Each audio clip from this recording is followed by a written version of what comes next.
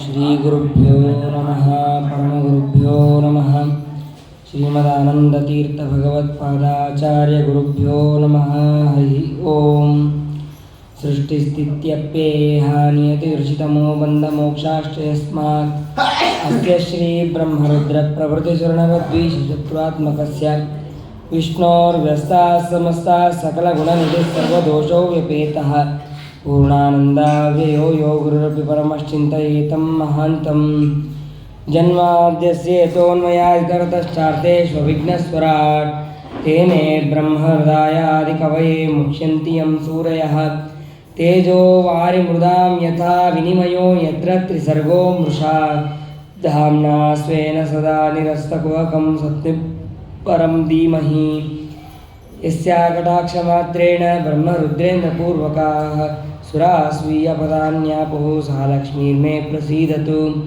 बुद्धिर्बलं यशोधैर्यं निर्भयत्वमरोगता अजाड्यं वाक्पटुत्वञ्च हनुमत्स्मरणात् भवेत् भवति यदनुभावादेडमूकोऽपि वाग्मी जडमतिरपि जन्तुर्जायते प्राज्ञमौलिः सकलवचनचेतो देवता भारती सा मम वचसि निधत्तां सन्निधिं मानसे च यं प्रव्रजन्तमनुपेतमपेतकृत्यं द्वैपायनो विरहकातुराजुहाव पुत्रेति तन्मयतया तरवोऽपि नेदुः तं सर्वभूतहृदयं मुनिमानतोऽस्मि वक्रतुण्डमहाकाय सूर्यकोटिसमप्रभ निर्विघ्नं कुरु मे देव सर्वकार्येषु सर्वदा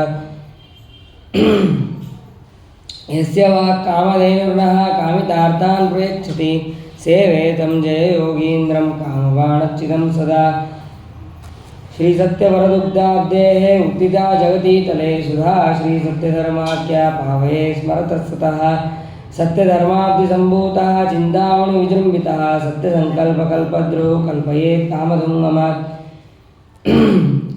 सत्यकामानवभूतः श्रीमत्सत्येशसद्गुरुः सतां चिन्तामणिरिव चिन्तितार्थप्रदो भुवि सत्याभिघ्नकराब्जोत्तान् पञ्चाशद्वर्षपूजकान् सत्यप्रमोदतीर्थार्यान् नौमिन्यायसुधारतान् आपादमौलिपर्यन्तं गुरूणाम् आकृतिं स्मरेत् तेन विघ्नाः प्रणश्यन्ति सिद्ध्यन्ति च मनोरथाः शुभां ध्यायन्ति ये कामान् गुरुदेवप्रसादजान् इतरान् आत्मपापोत्थान् तेषां विद्या फलिष्यति श्री सत्यात्मतीर्थस्वामी श्रीपादगुरुभ्यो नमः हरिः ओम् बुधैरपि सुदुर्बोधे ग्रन्थे मम साहसं तत्पालयन्तु निपुणाः गुरुपादरजक्कणाः स्वस्तिस्तु हस्ते षण्मङ्गलानि भवन्तु सम्यक् श्लोकैकश्रवणपठनमात्रेण कथा वक्तुष्टश्रोतॄणां निखिलकलिकृतकल्मषावनोदनपुटतरे धर्माद्यखिलपुरुषार्थसाधिनीभूते श्रीमद्भागवते महापुराणे अद्य कथाप्रसक्ते सति किञ्चित् पूर्वप्रसक्तप्रमेयानुवादः हरि ओम् श्रीगुरुभ्यो नमः हरि ओम् यज्ञेश यज्ञपुरुषाच्युततीर्थपाद तीर्थश्रवश्रवणमङ्गलनामधेय आपन्नलोकवर्जिनोपशमो शमोदयाद्यां षण्णप्रदेश भगवान् नवसन्ननाथ ಹರಿ ಓಂ. ನಿನ್ನೆ ದಿನ ಭಗವಂತನ ನಾನಾ ಅವತಾರಗಳಲ್ಲಿ ವಿಶಿಷ್ಟವಾದಂತಹ ಕೃಷ್ಣ ಪರಮಾತ್ಮನ ಬಾಲಲೀಲೆಗಳನ್ನು ಎಷ್ಟೋ ವಿಧವಾದಂತಹ ಲೀಲೆಗಳನ್ನು ಮಾಡಿದ್ದಾನೆ. ಆ ಲೀಲೆಗಳನ್ನು ಮಾಡುವ ಮುಖಾಂತರ ಜಗತ್ತಿಗೆ ಅನೇಕ ಸಂದೇಶಗಳನ್ನು ಕೂಡ ತಿಳಿಸಿದ್ದಾನೆ. ಅಂತಹ ಕೃಷ್ಣ ಪರಮಾತ್ಮನ ಅವತಾರದಿಂದ ಅನೇಕ ವಿಧವಾದಂತಹ ಬಾಲಲೀಲೆಗಳನ್ನು ನಾವು ಯಥಾಮತಿಯಾಗಿ ತಿಳಿದಿದ್ದೇವೆ. ಹಾಗೆ ಆ ಕೃಷ್ಣನಿಂದ ಅಭಿನ್ನನಾದಂತಹ ವಾಮನರೂಪಿಯಾದಂತಹ ಪರಮಾತ್ಮ ಅವನ ಜಯಂತಿ ಇವತ್ತು ಇದೇ ರೀತಿಯಾದಂತಹ ಸಂದರ್ಭ. ಅಂದರೆ ದ್ವಾದಶಿ ದಿವಸ ಶ್ರವಣ ನಕ್ಷತ್ರ ಬಂದಾಗಲೇ ಆ ಭಗವಂತ ಅವತಾರ ಮಾಡಿದ್ದು. ಅವನು ಅವತಾರ ಮಾಡಿದ್ದು ಯಾವುದೋ ಬೇರೆ ಕಾಲದಲ್ಲಿ, ಬೆಳಗ್ಗೆ ಕಾಲದಲ್ಲಿ ಅಲ್ಲ, ಅಭಿಜಿನ್ ಮುಹೂರ್ತದಲ್ಲಿ ಅವನು ಅವತಾರವನ್ನು ಮಾಡಿದ್ದಾನೆ. ಅಂತಹ ವಾಮನರೂಪಿಯಾದಂತಹ ಪರಮಾತ್ಮನನ್ನು ಕೂಡ ಈ ಸಮಯದಲ್ಲಿ ಸ್ಮರಣೆ ಮಾಡಿ ಮುಂದೆ ಕೃಷ್ಣನ ಮಹಿಮೆಯನ್ನು ತಿಳಿಯೋಣ. ಹಿಂದೆ ಆ ಭಗವಂತ ಅನೇಕ ವಿಧವಾದಂತಹ ಬಂದಂತಹ ದೈತ್ಯರು ಯಾವ ರೂಪದಲ್ಲಿ ಹೇಗೆ ಬರ್ತಾರೆ ಅಂತ ಅನ್ನೋದನ್ನು ತಿಳಿಯೋದಿಲ್ಲ. ನಮಗೆ ವಿಷವನ್ನು ಕೊಡೋದಕ್ಕೆ ಅವರೇನು ನಾವು ವಿಷ ಕೊಡ್ತಾ ಇದ್ದೀವಿ ಅಂತ ಹೇಳಬೇಕು ಅಂತ ಬಂದಿರೋದಿಲ್ಲ.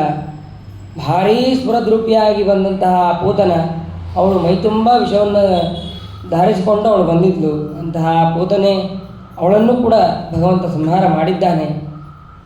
ಆ ಭಗವಂತನಲ್ಲಿ ಕೇಳ್ಕೊಳ್ಳೋದು ಒಂದೇ, ಪೂತನೆಯನ್ನು ನಿನಗೇನೋ ಪೂತನೆ ಬಂದು ಅಂತ ಅನ್ನೋದು ಗೊತ್ತಾಯಿತು, ಆದರೆ ನಮಗೆ ಯಾವ ರೀತಿಯಾಗಿ ವಿಷವನ್ನು ಕೊಡ್ತಾರೆ ಅಂತ ಅನ್ನೋದು ನಮಗಂತೂ ಗೊತ್ತಿಲ್ಲ, ನಿನಗೆ ಗೊತ್ತಿರುತ್ತೆ. ಯಾರು ವಿಷವನ್ನು ಕೊಡೋದಕ್ಕೆ ಅಂತ ಬಂದಿರ್ತಾರೋ ಅಂತಹ ದುಷ್ಟ ರಾಕ್ಷಸರನ್ನು ಸಂಹಾರ ಮಾಡುವಂಥ ಭಗವಂತನಲ್ಲಿ ನಾವು ವಿಶೇಷವಾಗಿ ಪ್ರಾರ್ಥನೆಯನ್ನು ಮಾಡೋಣ. ಪೂತನ ಇರ್ಬೋದು, ಶಕಟಾಸುರ ಇರ್ಬೋದು, ತೃಣಾವರ್ತ ಇರ್ಬೋದು, ಹೀಗೆ ಒಬ್ಬರಲ್ಲ ಇಬ್ಬರಲ್ಲ ಅನೇಕ ದುಷ್ಟ ರಾಕ್ಷಸರು ಆ ಕಂಸನಿಂದ ಪ್ರೇರಿತರಾಗಿ ಒಬ್ಬರಾದ್ಮೇಲೆ ಒಬ್ಬರು ಬರ್ತಾ ಇದ್ದಾರೆ. ಆದರೆ ಯಾರಿಗೂ ಕೂಡ ಕೃಷ್ಣನನ್ನು ಏನೂ ಮಾಡೋಕ್ಕೆ ಆಗಿಲ್ಲ. ಅಷ್ಟು ಜಗದೊಡೆಯನಾದಂತಹ ಸರ್ವೋತ್ತಮನಾದಂತಹ ಭಗವಂತನ ಸಾಮರ್ಥ್ಯ. ಅವನಿಗೆ ಬಹಳ ಪ್ರೀತಿ ಅಂತ ಹೇಳಿ ಗೋರೂಪವನ್ನು ಧಾರಣೆ ಮಾಡಲು ಬಂದರೂ ಅಷ್ಟೇ, ವತ್ಸರೂಪಿಯನ್ನು ಬಂದಂತಹ ವತ್ಸಾಸುರನೂ ಅಷ್ಟೇ, ಯಾರಿಗೂ ಅವನು ಏನೂ ಮಾಡೋಕ್ಕಾಗೋದಿಲ್ಲ. ಅದನ್ನು ಭಗವಂತ ತಿಳಿಸ್ತಾನೆ. ಅದಾದ ಮೇಲೆ ಅನೇಕ ರಾಕ್ಷಸರು ಬರ್ತಾ ಇದ್ದಾರೆ. ಅವರೆಲ್ಲರನ್ನು ಕೂಡ ಕೃಷ್ಣ ಬಲರಾಮರು ಇಬ್ಬರೂ ಸೇರಿ ಸಂಹಾರವನ್ನು ಮಾಡ್ತಾ ಇದ್ದಾರೆ. ಒಂದು ಸಲ ಧೇನುಕಾಸುರ ಅಂತ ಕತ್ತೆಯ ರೂಪದಲ್ಲಿ ಬಂದಿದ್ದಾನೆ. ಅವನು ಕೂಡ ಆ ರುದ್ರದೇವರ ವರದಿಂದ ಅವಧ್ಯತ್ವವನ್ನು ಪಡೆದಿರ್ತಾನೆ. ಅಂತಹ ಧೇನುಕಾಸುರ ಬಂದ ತಕ್ಷಣ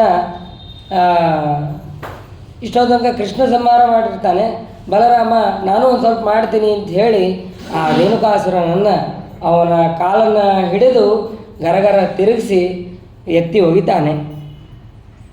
ಎತ್ತಿ ಒಗೆದ ಮೇಲೆ ಅವಾಗ ಬೇಕಾದಷ್ಟು ಫಲಗಳಿರುವಂತಹ ಒಂದು ಮರ, ಆ ಮರದ ಕೊಂಬೆಗೆ ಒಗಿತಾನೆ. ಒಂದು ಮರದಿಂದ ಇನ್ನೊಂದು ಮರದ ಹೀಗೆ ಕ್ರಮವಾಗಿ ಆ ತಾಳ ವೃಕ್ಷಗಳು ಎಲ್ಲವೂ ಕೂಡ ಬಿದ್ದು ಹೋಗಿದೆ. ಬೀಳೋದಷ್ಟೇ ಅಲ್ಲ, ಅಲ್ಲಿ ಇದ್ದಂತಹ ದೈತ್ಯರೂ ಕೂಡ ಸಂಹಾರ ಆಗಿದ್ದಾರೆ ಅಂತ ಅನ್ನೋದನ್ನು ಅಲ್ಲಿ ತಿಳಿಸ್ತಾರೆ. ಅದಾದ ಮೇಲೆ ಒಂದು ಸಲ ಭಗವಂತ ಯಾವಾಗ ಎಲ್ಲೇ ಜೊತೆಗೆ ಹೋಗಬೇಕಾದ್ರೆ ಬಲರಾಮನ ಕರ್ಕೊಂಡೇ ಹೋಗ್ತಾ ಇರ್ತಾನೆ. ಆದರೆ ಒಂದು ಸಮಯದಲ್ಲಿ ಆ ಬಲರಾಮನ ಕರೆದುಕೊಂಡು ಹೋಗೋದಿಲ್ಲ, ಬೇಕಂತಲೇ ಬಿಟ್ಟು ಹೋಗ್ತಾನೆ. ಯಾಕೆ ಬಲರಾಮನನ್ನು ಬಿಟ್ಟು ಹೋದ ಅಂತಂದರೆ ಎರಡು ಕಾರಣವನ್ನು ಅಲ್ಲಿ ತಿಳಿಸ್ತಾರೆ. ಒಂದು, ಕೃಷ್ಣನಿಗೆ ಏನಾದರೂ ಆಗತ್ತೋ ಅಂತನ್ನುವಂತಹ ಸಂದೇಹದಿಂದ ಈ ನಂದಗೋಪಾದಿಗಳು ಸಂದೇಹ ಪಟ್ಟರೆ ಅವಾಗ ಸಮಾಧಾನ ಮಾಡೋಕ್ಕೆ ಒಬ್ಬನಿರಲಿ ಅಂತಂದು ಆ ಬಲರಾಮನನ್ನು ಬಿಟ್ಟು ಹೋಗಿರ್ತಾನೆ. ಇನ್ನೊಂದೇನು ಅಂತಂದರೆ ಅವನು ಹೋಗ್ತಾ ಇದ್ದಿದ್ದು ಕಾಳಿಂಗನನ್ನು ಮರ್ದನ ಮಾಡೋದಕ್ಕೆ ಅಂತ, ಅದು ಭಗವಂತನಿಗೆ ಗೊತ್ತಿರುತ್ತೆ. ಆದರೆ ಆ ಸಮಯದಲ್ಲಿ ಶೇಷ ಮತ್ತು ಕಾಳಿಂಗ ಮರ್ದನ ಒಂದೇ ಜಾತಿದವರು, ಎಲ್ಲಿ ಆ ಬಲರಾಮ ಇದ್ದರೆ ಆ ಕಾಳಿಂಗನನ್ನು ಮರ್ದನ ಮಾಡೋದಕ್ಕೆ ನನಗೆ ಒಂದು ಸ್ವಲ್ಪ ಸಂಕೋಚ ಆಗತ್ತನೋ ಅಂತ ಹೇಳಿ ಅದನ್ನು ತಿಳಿಸೋದಕ್ಕೆ ಆ ಬಲರಾಮನನ್ನು ಬಿಟ್ಟೋಗಿದ್ದ ಅಂತನ್ನುವಂತಹ ಕಾರಣವನ್ನು ಅಲ್ಲಿ ಕೊಡ್ತಾರೆ. ಆವಾಗ ಎಲ್ಲರೂ ಗೋಪಾಲಕರು ಮತ್ತು ಬೇಕಾದಷ್ಟು ಕರುಗಳು ಎಲ್ಲವೂ ಕೂಡ ಯಮುನಾ ನದಿ ದಡಕ್ಕೆ ಹೋಗಿರ್ತಾರೆ. ಅಲ್ಲಿ ನೋಡ್ತಾರೆ, ಆ ನೀರನ್ನು ಕುಡಿದಿರ್ತಾರೆ.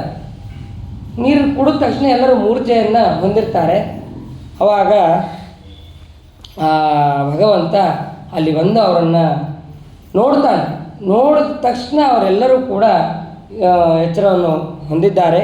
ಈಕ್ಷೆಯ ಅಮೃತ ವರ್ಷಿಣ್ಯ ಸ್ವನಾಥಾನ್ ಸಮಜೀವಯತ, ತನ್ನ ಕುಡಿ ನೋಟ ಸಾಕು ಅವರೆಲ್ಲರನ್ನೂ ಕೂಡ ಅಮೃತಮಯವಾದಂತಹ ದೃಷ್ಟಿ ಪರಮಾತ್ಮಂದು. ಅಂತಹ ಪರಮಾತ್ಮನ ದೃಷ್ಟಿಯಿಂದ ಅವರು ನೋಡಿದ್ದಾನೆ ಭಗವಂತ. ಎಲ್ಲರೂ ಕೂಡ ಮತ್ತೆ ಎದ್ದಿದ್ದಾರೆ. ಯಾಕೆ ಇಲ್ಯಾಕೆ ವಿಷಯ ಬಂತು ಅಂತನ್ನುವಂತಹ ವಿಚಾರವನ್ನು ಮಾಡ್ತಾ ಅಲ್ಲಿ ತಿಳಿಸ್ತಾರೆ. ಆ ಭಗವಂತನ ಅಮೃತ ದೃಷ್ಟಿ, ಕಣ್ಣಿನ ದೃಷ್ಟಿಯಿಂದ ಅದರಲ್ಲೇ ಅಮೃತಮಯವಾದಂತಹ ದೇಹವನ್ನು ಪಡೆದರು ಅಂತ ಅನ್ನೋದನ್ನು ತಿಳಿಬೋದು. ಯಾವ ಸಮುದ್ರ ಮಥನ ಕಾಲದಲ್ಲಿ ಯಾ ಮಂದರ ಪರ್ವತವನ್ನು ದೇವತೆಗಳು ನಾವು ಹೊತ್ತೀವಿ ಅಂತ ಹೇಳ್ತಾರೆ. ಇಲ್ಲ ನಿಮ್ಮ ಕೈಲಿ ಆಗಲ್ಲ, ಅದಕ್ಕೆ ರುದ್ರದೇವ್ರ ವರ ಇದೆ ಅಂತ ಎಷ್ಟು ಹೇಳಿದ್ರು ಕೂಡ ಕೇಳೋದಿಲ್ಲ. ಆ ಭಗವಂತನೇ ತನ್ನ ಕೈಯಿಂದ ಆರಾಮಾಗಿ ಆ ಗರುಡದೇವರ ಮೇಲೆ ಇಡ್ತಾರೆ. ಇಟ್ಟಾಗ ಇಲ್ಲ ದೇವ್ರ ಮೇಲೆ ಇದು ಗರುಡ ಮೇಲೆ ಇಟ್ಟಾಗ ನಾವು ಕೂಡ ಹೊರತೀವಿ ಅಂತ ಹೇಳಿ ಅದನ್ನು ಹೊರದಾಗ ಎಲ್ಲರೂ ಕೂಡ ಪುಡಿ ಪುಡಿಯಾಗಿ ಹೋದರು. ಆವಾಗ ಭಗವಂತ ಏನೂ ಮಾಡಿಲ್ಲ, ಕೇವಲ ತಮ್ಮ ದೃಷ್ಟಿಯಿಂದ ಆ ಎಲ್ಲ ದೇವತೆಗಳನ್ನು ಉದ್ಧಾರ ಮಾಡಿದ್ದ. ಅಮೃತವೇ ಬೇಕಾಗಿಲ್ಲ, ಕೇವಲ ಅಮೃತ ನಿಮಿತ್ತ ಮಾತ್ರ ಅಂತನ್ನೋದನ್ನು ತಿಳಿಸೋದು ಆ ಭಗವಂತನ ಸಾಮರ್ಥ್ಯದಿಂದ ತಿಳಿಯಬಹುದು. ಅದಾದ ಮೇಲೆ ಭಗವಂತ ಅಲ್ಲಿದ್ದಂತಹ ಕದಂಬ ವೃಕ್ಷ, ಆ ಕದಂಬ ವೃಕ್ಷದಿಂದ ಭಗವಂತ ಜೋರಾಗಿ ಜಿಗಿದಿದ್ದಾನಂತೆ ಯಮುನಾ ನದಿಯಲ್ಲಿ ಜಿಗಿದ್ರೆ ಒಂದು 100 ಧನುಸ್ಸು, ಆ 100 ಧನುಸ್ಸು ಸೇರಿದ್ರೆ ಎಷ್ಟು ಎತ್ತರ ಬೆಳಿಬೇಕೋ ಅಷ್ಟು ಎತ್ತರ ನೀರು ಧುಮುಕಿದೆ, ಎಲ್ಲ ಕಡೆ ಸಿಡಿದಿದೆ. ಅದು ಯಾರು ಭಾರೀ ಚೆನ್ನಾಗಿ ಯಾರು ಈಜನ್ನು ಕಲ್ತಿರ್ತಾರೋ ಅವರ ಕೌಶಲ್ಯತೆ ಅದು. ಭಗವಂತನಿಗೆ ಏನು ಹೇಳಬೇಕು ಅದನ್ನು? ಬೇಕಾದರೆ ಬ್ರಹ್ಮಲೋಕಕ್ಕೂ ಸಿಡಿಸುವಂಥ ಸಾಮರ್ಥ್ಯ ಇತ್ತು ಅವನಿಗೆ, ಆದರೆ ಬೇಡ, ಅಲ್ಲಿ ತನಕ ಬೇಡ, ಇಷ್ಟೇ ಸಾಕು ಅಂತ ಹೇಳಿ ಅಷ್ಟನ್ನೇ ಸಿಡಿಸಿದ್ದಾನೆ. ಹಾಗಾದರೆ ಅಲ್ಲಿ ಕದಂಬ ವೃಕ್ಷದಿಂದ ಜಿಗದ ಅಂತ ಹೇಳಿದ್ರಿ, ಕದಂಬ ವೃಕ್ಷ ಯಾಕೆ ಅಲ್ಲಿ ಇತ್ತು ಅಂತಂದರೆ, ಒಂದು ಸತೆ ವಿನುತಾದೇವಿಗೆ ಈ ಗರುಡ ದೇವರು ಅಮೃತವನ್ನು ತಗೊಂಡು ಹೋಗುವಂತಹ ಸಂದರ್ಭದಲ್ಲಿ ಆ ಕದಂಬ ವೃಕ್ಷದ ಮೇಲೆ ಇಟ್ಟಿದ್ರಂತೆ. ಸ್ವಲ್ಪ ಅದು ಆ ಕಲಶ ಸೋರ್ತಾ ಇತ್ತು. ಆ ಸೋರಿದ್ದಕ್ಕೆ ಆ ಕದಂಬ ವೃಕ್ಷ ಇನ್ನೂ ಅಮೃತ ಹಾನಿ ಸಿಡಿದಿದ್ದಕ್ಕೆ ಅದು ಇನ್ನೂ ಜೀವಂತವಾಗಿತ್ತು ಅಂತನ್ನೋದನ್ನು ಅಲ್ಲಿ ತಿಳಿಯಬಹುದು. ಆಮೇಲೆ ಧನುಷ್ಯತಮ್ ಅನಂತ ಬಲಸ್ಯ ಕಿಂ ತತ, ಅನಂತ ಶಕ್ತಿ ಉಳ್ಳವನಿಗೆ ಈ ಒಂದು 100 ಧನುಸ್ಸು ಅಷ್ಟೇ ಚಿಮ್ಸೋದು ಎಷ್ಟು ಮಹಾ ಅವನಿಗೆ ಅಂತ, ಅದೇನು ಮಹಾ ಆಶ್ಚರ್ಯ ಅಲ್ಲ ಅಂತ ಹೇಳ್ತಾರೆ. ಹೇಳಿದ ಮೇಲೆ ಎಲ್ಲರಿಗೂ ಗೊತ್ತಾಯಿತು. ಅವಾಗ ಈ ಯಾವ ಫೋನು ಇರಲಿಲ್ಲ, ಅಥವಾ ಪತ್ರ ಬರೆದು ಹಿಂಗೆ ಕೃಷ್ಣ ಹಾರಿದ್ದಾನೆ ಅಂತನ್ನುವಂತಹ ತಿಳಿಸುವ ಯಾವುದೂ ಇರಲಿಲ್ಲ. ಮತ್ತೇನು ಮಾಡಬೇಕು? ಅಪಶಕುನಗಳು, ಉಲ್ಕಾಪಾತಗಳು, ಒಟ್ಟು ಈ ರೀತಿಯಾಗಿ ಅಪಶಕುನಗಳನ್ನು ಕೊಟ್ಟು ಇದರಿಂದ ಏನೋ ಆಗಿದೆ ಅಂತನ್ನೋದು ತಿಳಿಲಿ, ಆನಂದಗೋಪ, ಯಶೋಧ ಇವರೇ ಮೊದಲಾದವರಿಗೆ ತಿಳಿಲಿ ಅಂತನ್ನೋದಕ್ಕೆ ಅಪಶಕುನಗಳನ್ನೇ ದೇವತೆಗಳು ಮತ್ತು ಭಗವಂತ ಅದನ್ನು ಸೃಷ್ಟಿ ಮಾಡ್ತಾ ಇರ್ತಾನಂತೆ ಅವಾಗವಾಗ. ಅದು ಅಪಶಕುನಗಳು ಆಗಿದೆ. ಆದ ತಕ್ಷಣ ಎಲ್ಲರೂ ಕೂಡ ಓಡಿ ಬಂದಿದ್ದಾರೆ. ಕೃಷ್ಣ ಅದರೊಳಗೆ ಹೋಗಿದ್ದಾನೆ. ಆ ಕೃಷ್ಣನನ್ನು ಆ ಸರ್ಪ ಹಿಡಿದುಕೊಂಡು ಕಟ್ಟಿ ಹಾಕಿದೆ ಅವನನ್ನು. ಯಾಕಾದರೂ ಅವನು ಹೋದ ಅಂತ ಹೇಳಿ ಆ ಯಶೋಧ ಇನ್ನೇನು ಅವಳೇ ನದಿಗೆ ಹಾರಬೇಕು ಅಂತ ಹೇಳಿದಾಗ ಎಲ್ಲ ಗೋಪಿಕೆಯರು ಬಂದು ಆ ಯಶೋಧ ಹೇಳನ್ನು ತಡಿತಾಳೆ. ಮತ್ತು ನಂದಗೋಪ ಅಯ್ಯೋ ನನ್ನ ಮಗ ಹೋದ್ನಲ್ಲ ಅಂತ ಹೇಳಿ ಅವನು ಬಹಳ ದುಃಖಿತನಾಗಿ ಹಾರಬೇಕು ಅಂತ ಹೋಗ್ತಾನೆ. ಆವಾಗ ಬಲರಾಮ ಬಂದು ತಡಿತಾನಂತೆ. ಬಲರಾಮ ಬಂದು ತಡೆದಾಗ ಅವನು ಸ್ವಲ್ಪ ಹೊತ್ತು ಆ ಸರ್ಪ ಜೊತೆಗೆ ವಿಹಾರವನ್ನು ಮಾಡ್ತಾ ಇರ್ತಾನೆ ಭಗವಂತ. ಯಾಕೆ ಸಿಕ್ಕಾಕೊಂಡ ಅಂತಂದರೆ, ತಕ್ಷಣ ಏನಾದರೂ ಭಗವಂತ ಸರ್ಪವನ್ನು ಹಿಡಿದುಬಿಟ್ಟಿದ್ರೆ ಸರ್ಪನೂ ಕೂಡ ಅವನಿಗೆ ಭಗವಂತನಿಗೆ ಶರಣಾಗತಿ ಆಯಿತು ಅಂತ ನಾವು ತಿಳಿದುಕೊಳ್ಳೋದಾಗಿತ್ತು. ಆದರೆ ಹಂಗೆ ಮಾಡೋದಲ್ಲಂತ. ಸ್ವಲ್ಪ ಹೊತ್ತು ಆ ಸರ್ಪ ಜೊತೆ ಸಿಕ್ಕಾಕೊಂಡ, ಭಗವಂತ ಸಾಮಾನ್ಯ ಮನುಷ್ಯ ಅಂತನ್ನೋದು ಎಲ್ಲರೂ ಅಂದ್ಕೊಳ್ಳಿ ಅಂತನ್ನೋದಕ್ಕೆ ಭಗವಂತ ಹಾಗೆ ನಟನೆ ಮಾಡಿದಂತೆ. ಅವಾಗ ಒಂದು ಸ್ವಲ್ಪ ಹೊತ್ತು ಆಟ ಆಡಿದ ಮೇಲೆ ಸ್ಥಿತ್ವ ಮುಹೂರ್ತ ಮುದತಿಷ್ಠ ಉದರಂಗ ಬಂದಾತ್, ಯಾವ ಬಂಧನದಲ್ಲಿ ಆ ಕಾಳಿಂಗ ಸರ್ಪನ ಬಂಧನದಲ್ಲಿ ಆ ಕೃಷ್ಣ ಪರಮಾತ್ಮ ಇದ್ದಂತೆ. ಆವಾಗ ಬಲರಾಮ ದೇವರು ಹೇಳಿದ್ರಂತೆ, ನೀನು ಬಹಳ ತಿರಬೇಡ, ನಿನ್ನ ದುಃಖವನ್ನು ತಡೆಯೋಕ್ಕಾಗ್ತಾ ಇಲ್ಲ ನಿನ್ನ ಭಕ್ತರಿಗೆ, ಹಾಗಾಗಿ ಕಾಳಿಂಗನ ಜೊತೆ ನೀನು ಭಾಳ ಹೊತ್ತು ಇರೋದು ಸರಿಯಲ್ಲ, ಬೇಗ ಬಂದು ಅವನನ್ನು ಮರ್ದನ ಮಾಡು ಅಂತ ಹೇಳಿ ಆ ಬಲರಾಮದೇವರು ಹೇಳ್ತಾರಂತೆ. ಹೇಳಿದ ತಕ್ಷಣ ಸರಿ ಆಯಿತು ಅಂತ ಹೇಳಿ ಅವನು ಒಂದು ಸ್ವಲ್ಪ ಹೊತ್ತು ಆಟ ಆಡಿ ಆಮೇಲೆ ಕೃಷ್ಣ ಪರಮಾತ್ಮ ತನ್ನ ಶಕ್ತಿಯನ್ನು ಅಲ್ಲಿ ಹಾಕೋದಕ್ಕೆ ಪ್ರಾರಂಭ ಮಾಡಿದ. ಯಾವ ಸರ್ಪ ಕಾಳಿಂಗ ಸರ್ಪ ಅವನನ್ನು ಸುತ್ತಿತ್ತೋ ಆ ಕಾಳಿಂಗನಿಗೂ ಕೂಡ ಈಗ ಆಗ್ತಾ ಇಲ್ಲಪ್ಪ, ಇವನನ್ನು ಹಿಡಿಯೋದಕ್ಕೆ ಆಗ್ತಾ ಇಲ್ಲ ಅಂತ ಹೇಳಿ ಆ ಕಾಳಿಂಗ ತನ್ನಷ್ಟಾನೇ ಸಡಿಲಗೊಂಡಿದೆ. ಆವಾಗ ಭಗವಂತ ಆ ಬಾಲವನ್ನು ಹಿಡಿದು ಆ ಹಿಡೆಯಗಳ ಮೇಲೆ ಅವನು ನಿಂತಿದ್ದಾನಂತೆ. ನಿಂತಿದ್ದೇ ತಡ ಆ ಭಗವಂತ ತನ್ನ ಟೊಂಕವನ್ನು ಸ್ವಲ್ಪ ಸೊಟ್ಟ ಮಾಡಿದ್ದಾನೆ. ಮಾಡಿದ ತಕ್ಷಣ ಎಲ್ಲ ದೇವತೆಗಳು, ಭಗವಂತನ ಭೃತ್ಯರು ಎಲ್ಲರೂ ಕೂಡ, ಸಿದ್ಧರವರು, ಗಂಧರ್ವರು, ವಾಯುದೇವರು, ಆ ನಮ್ಮ ಭಗವಂತ ಕುಡಿತಾ ಇದ್ದಾನಪ್ಪ, ಅವನನ್ನು ನೋಡಬೇಕು ಅಂತ ಹೇಳಿ ಎಲ್ಲರೂ ಕೂಡ ಅಲ್ಲಿ ಬಂದಿದ್ದಾರೆ. ತಮ್ಮ ನರ್ತು ಮುದ್ಯತಮವೇಕ್ಷಿತದ, ಅವನು ಇನ್ನೇನು ಕುಣಿತಾ ಇದ್ದಾನೆ ಅಂತ ಅನ್ನೋದು ಗೊತ್ತಾದ ತಕ್ಷಣ ಸಾಕು ಎಲ್ಲ ದೇವತೆಗಳು ಕೂಡ ಬಂದು ಹೋಗಿದ್ದಾರೆ. ಬ್ರಹ್ಮದೇವರು ಮೃದಂಗ ನುಡಿಸ್ತಾರೆ, ಆಂಜನೇಯ ವಾಯುದೇವರು ಹಾಡನ್ನು ಹಾಡೋದಕ್ಕೆ ಪ್ರಾರಂಭ ಮಾಡಿದ್ದಾರೆ, ರುದ್ರದೇವರು ತಾಳವನ್ನು ತಟ್ಟಿದರು ಅಂತ ವರ್ಣನೆಯನ್ನು ಆ ರುಕ್ಮಿಣೀಶದಲ್ಲಿ ಇದೆ. ಅದನ್ನು ನಾವು ಇಲ್ಲಿ ತಿಳಿಯಬಹುದು. ಹಾಗೆ ಎಲ್ಲ ದೇವತೆಗಳು ಕೂಡ ಅಲ್ಲಿ ಬಂದಿದ್ದಾರೆ. ಬಂದು ಆ ಭಗವಂತನ ನೃತ್ಯ ಲೀಲೆಯನ್ನು ನೋಡ್ತಾ ಇದ್ದಾರೆ. ಅದಾದ ಮೇಲೆ ಕೈಯಲ್ಲಿ ಬಾಲವನ್ನು ಹಿಡಿದು ಆ ಭಗವಂತ ಅದ್ಭುತವಾದಂತಹ ನೃತ್ಯವನ್ನು ಮಾಡಿದ್ದಾನೆ. ಏನು ಭಗವಂತನ ಭಾರ ಯಾರಿಗೂ ಕೂಡ ತಡ್ಕೊಳ್ಳೋಕ್ಕಾಗೋದಿಲ್ಲ. ಕೃಷ್ಣಸ್ಯ ಗರ್ಭಜಗತ್ತೋ ಅತಿಭರಾವಸನ್ನ. ಆ ಭಗವಂತ ಕುಣಿತಾ ಅವನಲ್ಲಿ ಇದ್ದಂತಹ ಭಾರವನ್ನು ಎಲ್ಲವನ್ನೂ ಕೂಡ ಹಾಕ್ತಾ ಇದ್ದಾನಂತೆ. ಏನು ಆ ಭಗವಂತನ ಭಾರ ತಡ್ಕೊಳ್ಳೋದಕ್ಕಾಗುತ್ತಾ? ವಾಯುದೇವರ ಭಾರವನ್ನೇ ತಡ್ಕೊಳ್ಳೋದಕ್ಕೆ ಅವರ ಶಿಷ್ಯಂದ್ರಿಗೆ ಆಗೋದಿಲ್ಲ. ಸೌಮೇರ ಮಂಗೌರವ ಮಾವ ಅಂತಿ ತವಾಂಗ ಮಂಗಾಂಗುಲ ಎಷ್ಟು ನಮಗೆ ತಮ್ಮ ಒಂದು ಹೆಬ್ಬೆರಳನ್ನು ತಮ್ಮ ಶಿಷ್ಯಂದ್ರ ಕೈಯಲ್ಲಿ ಅಲ್ಲಾಡಿಸೋಕ್ಕಾಗೋದಿಲ್ಲ. ಅಂತಹ ಅವರ ಅಪ್ಪ ಇವರು, ಭಗವಂತ ವಾಯುದೇವರ ಅಪ್ಪ, ಅವನ ಭಾರವನ್ನು ತಡೆಯೋದಕ್ಕಾಗತ್ತಾ? ಸರ್ವಥಾ ತಾಡೋದಕ್ಕಾಗೋದಿಲ್ಲ. ಆಮೇಲೆ ಒಂದು ಸ್ವಲ್ಪ ಹೊತ್ತು ನೃತ್ಯವನ್ನು ಮಾಡಿದ್ದಾನೆ. ಆವಾಗ ಆ ನಾಗಪತ್ನಿಯರೆಲ್ಲರೂ ಕೂಡ ಆ ಭಗವಂತನನ್ನು ಸ್ತೋತ್ರ ಮಾಡ್ತಾರೆ. ಅಯ್ಯೋ ಇವನನ್ನು ಬಿಟ್ಟುಬಿಡು ಅಂತ ಸ್ತೋತ್ರ ಮಾಡಿಲ್ಲ, ಇವನಿಗೆ ನೀನು ಶಿಕ್ಷೆಯನ್ನು ಕೊಟ್ಟಿಲ್ಲ, ಅದು ಯೋಗ್ಯವಾದದ್ದು ಅಂತೇಳಿ ಸ್ತೋತ್ರ ಮಾಡ್ತಾರೆ. ನ್ಯಾಯೋ ಈ ದಂಡ ಕೃತಕಿಲ್ವಿಷಯಸ್ಮಿನ್ ಸ್ತವಾವತಾರ ಕಲನಿಗ್ರಹಾಯ. ಅಪರಾಧ ಯಾರು ಮಾಡಿರ್ತಾರೋ ಅವರಿಗೆ ಶಿಕ್ಷೆ ಕೊಡೋದು ನಿನ್ನ ಕರ್ತವ್ಯ. ಇವನಿಗೆ ಶಿಕ್ಷೆಯನ್ನು ಕೊಟ್ಟಿದ್ದು ನೀನು ಬಹಳ ಯೋಗ್ಯವಾದದ್ದೇ ಅಂತ ಹೇಳಿ ಆ ನಾಗಪತ್ನಿಯರೆಲ್ಲರೂ ಕೂಡ ಸ್ತೋತ್ರ ಮಾಡ್ತಾರೆ.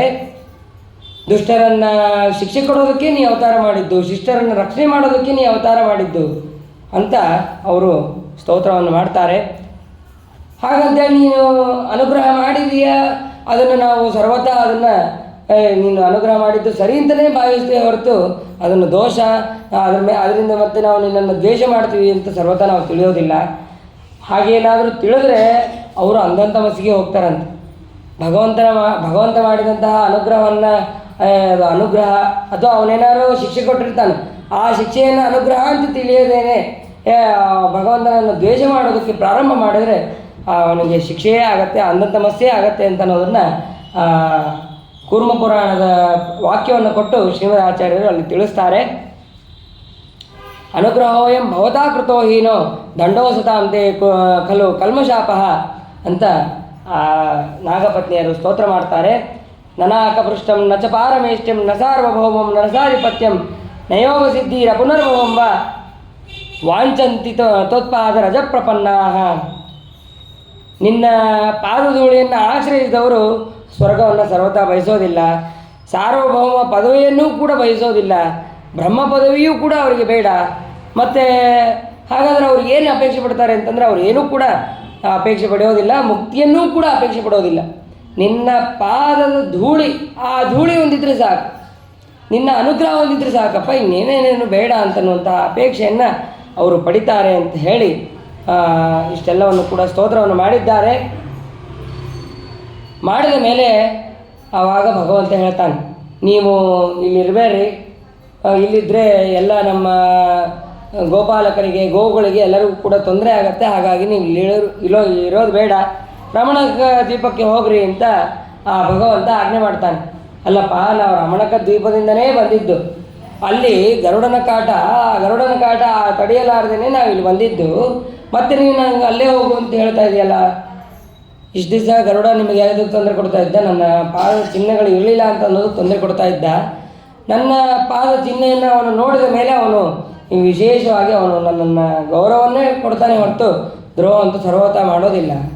ಅಲ್ಲ, ಇವರು ರಮಣಕ ದ್ವೀಪದಿಂದ ಇಲ್ಲಿ ಯಾಕೆ ಬಂದಿದ್ದರು, ಇಲ್ಲಿಗೆ ಬರೋದಕ್ಕೆ ಕಾರಣ ಏನು ಅಂತಂದರೆ ಅದಕ್ಕೆ ತಿಳಿಸ್ತಾರೆ.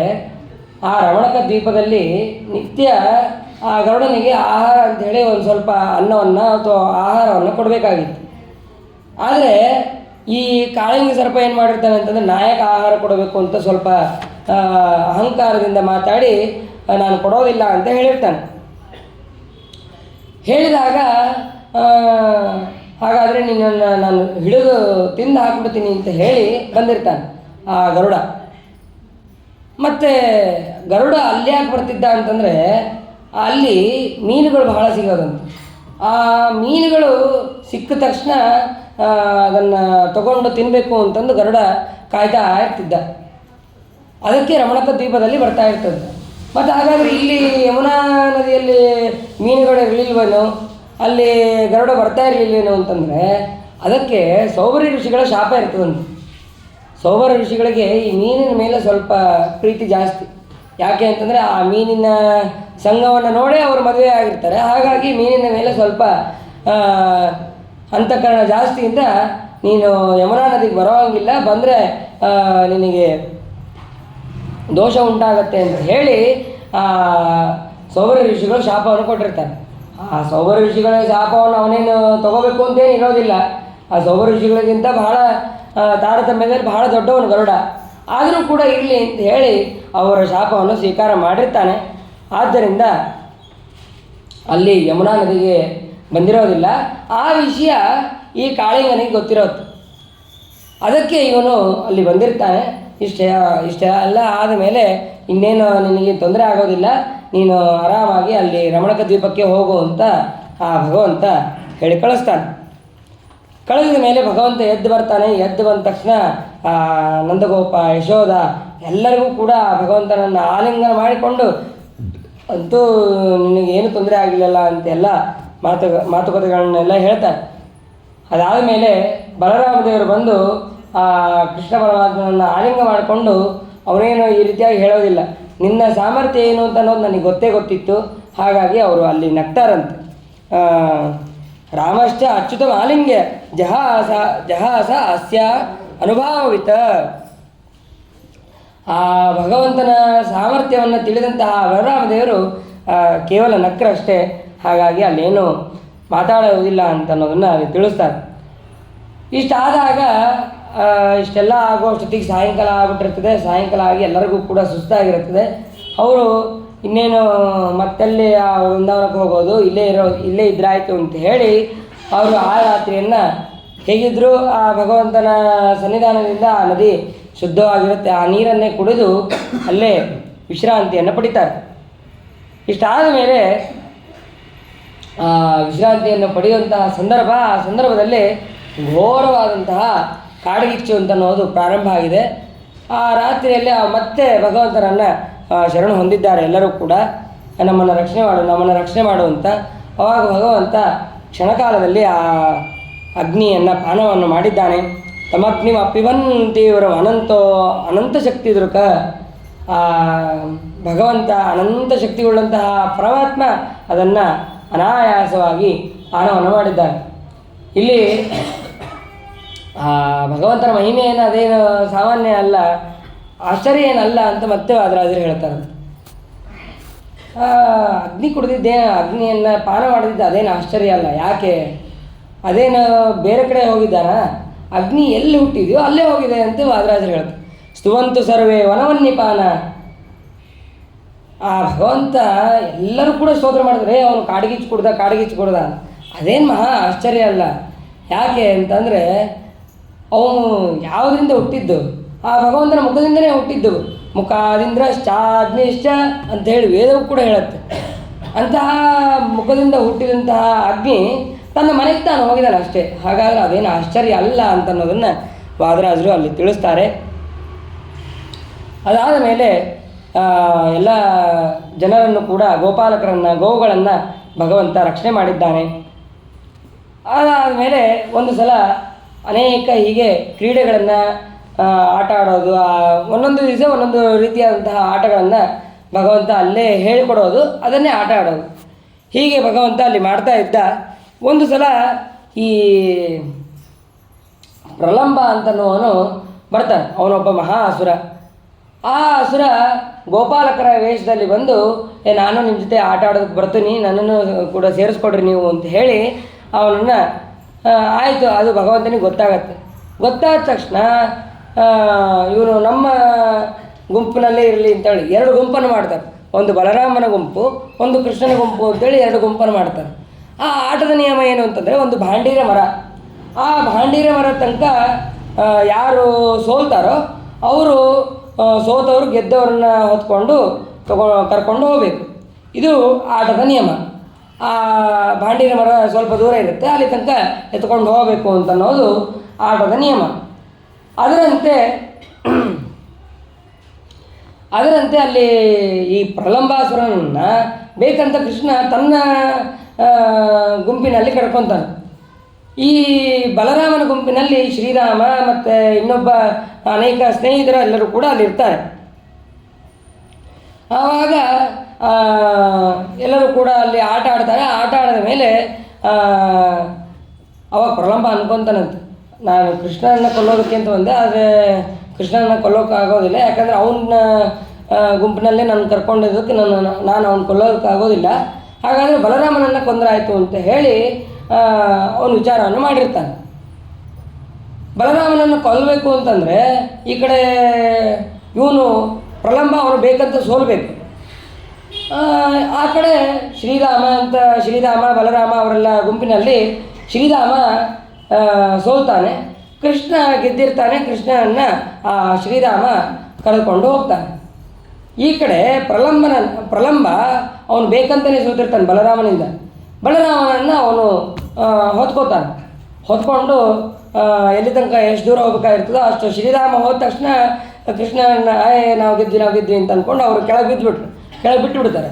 ಆದರೆ ಈ ಪ್ರಲಂಬಾಸುರ ಯಾವ ಭಾಂಡೀರ ಮರ ಅಲ್ಲಿ ತನಕ ಹೋಗಬೇಕಾಗಿರ್ತದೋ ಅದು ಹೋದ್ರೂ ಈ ಬಲರಾಮನನ್ನು ಬಿಡೋದಷ್ಟೇ ಅಲ್ಲ, ಸ್ವಲ್ಪ ಹೋಗ್ತಾ ತನ್ನ ನೈಜ ರೂಪ, ಆ ಪ್ರಲಂಬಾಸುರ ತನ್ನ ರೂಪವನ್ನು ತಗೊಂಡು ಭೂಮಿ ಮೇಲೆ ಹೋಗದೆ ಆಕಾಶ ಮಾರ್ಗದಲ್ಲಿ ಹಾರೋದಕ್ಕೆ ಪ್ರಾರಂಭ ಮಾಡ್ತಾನೆ. ಆವಾಗ ಆ ಬಲರಾಮನಿಗೆ ಸ್ವಲ್ಪ ಭಯ ಆಗುತ್ತೆ. ನನ್ನನ್ನು ಬಿಟ್ಟುಬಿಡು ಅಂತ ಹೇಳಿ ಅವನಿಗೆ ಸ್ವಲ್ಪ ಭಯ ಆಗುತ್ತೆ. ಭಯ ಆದ ತಕ್ಷಣ ಕೃಷ್ಣ ಪರಮಾತ್ಮ ಹೇಳ್ತಾನೆ, ನೀನು ಸಾಮಾನ್ಯದವನಲ್ಲ, ನೀ ಯಾರು, ನಿನ್ನ ಸ್ವರೂಪ ಏನದ ಅದನ್ನು ನೆನೆಸ್ಕೊ, ನಿನ್ನಲ್ಲಿ ನನ್ನ ಶುಕ್ಲಕೇಶ ಆವೇಶ ಇದೆ, ಅದನ್ನು ನೆನಪು ಮಾಡ್ಕೊ ಅಂತ ಹೇಳಿ ಪರಮಾತ್ಮ ಹೇಳ್ತಾನೆ. ಅಹಂ ಸ ಭವಾನೇವ ಸ್ಮರತ್ವಂ ಸ್ನೇಹಂ ಸನಾತನಃ. ನಿನ್ನಲ್ಲಿ ವಿಶಿಷ್ಟವಾದಂಥ ನನ್ನ ಶುಕ್ಲಕೇಶ ಆವೇಶ ಇದೆ, ಅದನ್ನು ನೀನು ಸ್ಮರಣೆ ಮಾಡ್ಕೊ. ಅದನ್ನು ಸ್ಮರಣೆ ಮಾಡ್ಕೊಳ್ಳೋದು ಅಷ್ಟೇ ಅಲ್ಲ, ನೀ ಏನು ಸಾಮಾನ್ಯ ಅಲ್ಲ. ಶೇಷದೇವರು ಅಂದರೆ ಏನು ಕಡಿಮೆನ? ಇಡೀ ಭೂಮಿಯನ್ನು ಒಂದು ಸಾಸಿವೆ ಕಾಳಿನಷ್ಟು ಹೊತ್ತಂತಹ ನಿನಗೆ ಇದ್ಯಾವ ಲೆಕ್ಕ ಅಂತ ಹೇಳಿ ಆ ಭಗವಂತ ಇಷ್ಟು ಹೇಳಿದ್ದೇ ತಡ. ಅವನು ತನ್ನ ಮೂಲ ರೂಪವನ್ನು ಚಿಂತನೆ ಮಾಡಿ ತನ್ನ ಜೋರಾದಂಥ ಒಂದೇ ಒಂದು ಮುಷ್ಟಿಯಿಂದ ಆ ಪ್ರಲಂಬಾಸುರನ ತಲೆ ಮೇಲೆ ಹೊಡೆದಿದ್ದಾನೆ. ಹೊಡೆದ ತಕ್ಷಣ ಅವನು ತಲೆ ತಿರುಗಿ ಜೋರಾಗಿ ಕೆಳಗೆ ಬಿದ್ದಿದ್ದಾನೆ. ಕೆಳಗೆ ಬಿದ್ದ ತಕ್ಷಣ ಅವನು ಬಲರಾಮ ಇನ್ನೂ ಅವನನ್ನು ಕಾಲನ್ನು ತಗೊಂಡು ಗರಗರ ತಿರುಗಿಸಿ ಅಲ್ಲಿದ್ದಂತಹ ಎಲ್ಲ ವೃಕ್ಷಗಳಿಗೆ ಜೋರಾಗಿ ತಿರುಗಿಸಿ ಒಗೆದಿದ್ದಾನೆ. ಒಗೆದ ತಕ್ಷಣ ಅವಾಗ ಪ್ರಲಂಬಾಸುರ ಹೋಗಿದ ತಕ್ಷಣ ಅಲ್ಲಿದ್ದಂಥ ಎಲ್ಲ ಮರಗಳು ಕೂಡ ಬಿದ್ದೋಗಿದೆ. ಬಿದ್ದ ತಕ್ಷಣ ಅಲ್ಲಿದ್ದಂತಹ ಹಣ್ಣುಗಳನ್ನು ಗೋಪಾಲಕರೆಲ್ಲ ತೊಗೊಂಡು ಅದನ್ನು ಸ್ವೀಕಾರ ಮಾಡಿ ಇಷ್ಟು ದಿವಸ ಬಲರಾಮ ತನ್ನ ಸ್ವರೂಪವನ್ನು ತೋರಿಸಿರೋದಿಲ್ಲ. ಇದು ತೋರಿಸಿದ ತಕ್ಷಣ ಆ ದೇವತೆಗಳೆಲ್ಲರೂ ಕೂಡ ಬಲರಾಮನೂ ಕೂಡ ಭೂಭಾರಾವಣ ಮಾಡೋದು ಪ್ರಾರಂಭ ಮಾಡಿದ ಅಂಥೇಳಿ ದೇವತೆಗಳು ಜೋರಾಗಿ ಪುಷ್ಪವೃಷ್ಟಿಯನ್ನು ಮಾಡಿದ್ದಾರೆ. ಎಲ್ಲರೂ ಕೂಡ ಹೂಮಳೆಗಳನ್ನು ಎರೆದಿದ್ದಾರೆ ಅವನಿಗೆ. ಅದಾದ ಮೇಲೆ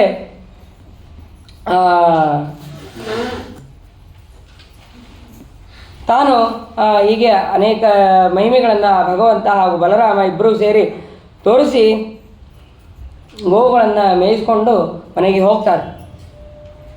ಒಂದು ಸಲ ಈ ಗೋವುಗಳು ಕೂಡ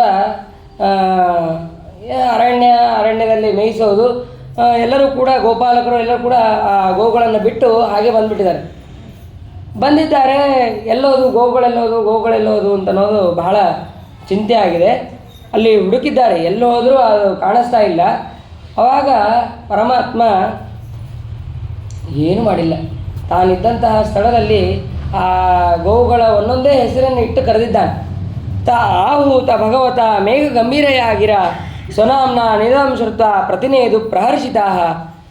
ಆ ಭಗವಂತನ ಧ್ವನಿಯನ್ನು ಕೇಳಿ ತಮ್ಮ ಹೆಸರುಗಳನ್ನು ಕೇಳಿದ ತಕ್ಷಣ ನಾವು ಹೆಂಗೆ ಇಲ್ಲಿದ್ದೇವೆ ಬರ್ತಿದ್ದೀವಿ ಅಂತ ಹೆಂಗೆ ಜೋರಾಗಿ ಹೇಳ್ತೀವೋ ಹಾಗೆ ಆ ಎಲ್ಲ ಗೋವುಗಳು ಕೂಡ ನಾವು ಬರ್ತಾಯಿದ್ದೀವಿ, ನಾವು ಎಲ್ಲೂ ಹೋಗಿಲ್ಲ, ಇಲ್ಲೇ ಇದ್ದೀವಿ ಅಂತ ಹೇಳಿ ಆ ಹರ್ಷಿತರಾಗಿ ಆ ಗೋವುಗಳು ಕೂಡ ಒದರಿದೆ, ಪ್ರತಿಧ್ವನಿಯನ್ನು ಮಾಡಿದೆ. ಆವಾಗ ಮತ್ತೊಮ್ಮೆ ಆ ಕಾಡ್ಗಿಚ್ಚು ಅಂತ ಅನ್ನೋದು ಬಂದಿದೆ. ಕಾಡ್ಗಿಚ್ಚು ಬಂದ ತಕ್ಷಣ ಎಲ್ಲರೂ ಕೂಡ ಗೋಪಾಲಕರು ಎಲ್ಲರೂ ಕೂಡ ಭಗವಂತನನ್ನು ಮೊರೆ ಹೊಕ್ಕಿದ್ದಾರೆ. ಮೊರೆ ಹೊಕ್ಕಿದ ತಕ್ಷಣ ನೀವೇನೇ ಹೆದರಬೇಡ್ರಿ, ನೀವು ಸ್ವಲ್ಪ ಕಣ್ಣನ್ನು ಮುಚ್ಚರಿ ಸಾಕು ಅಂತ ಹೇಳಿ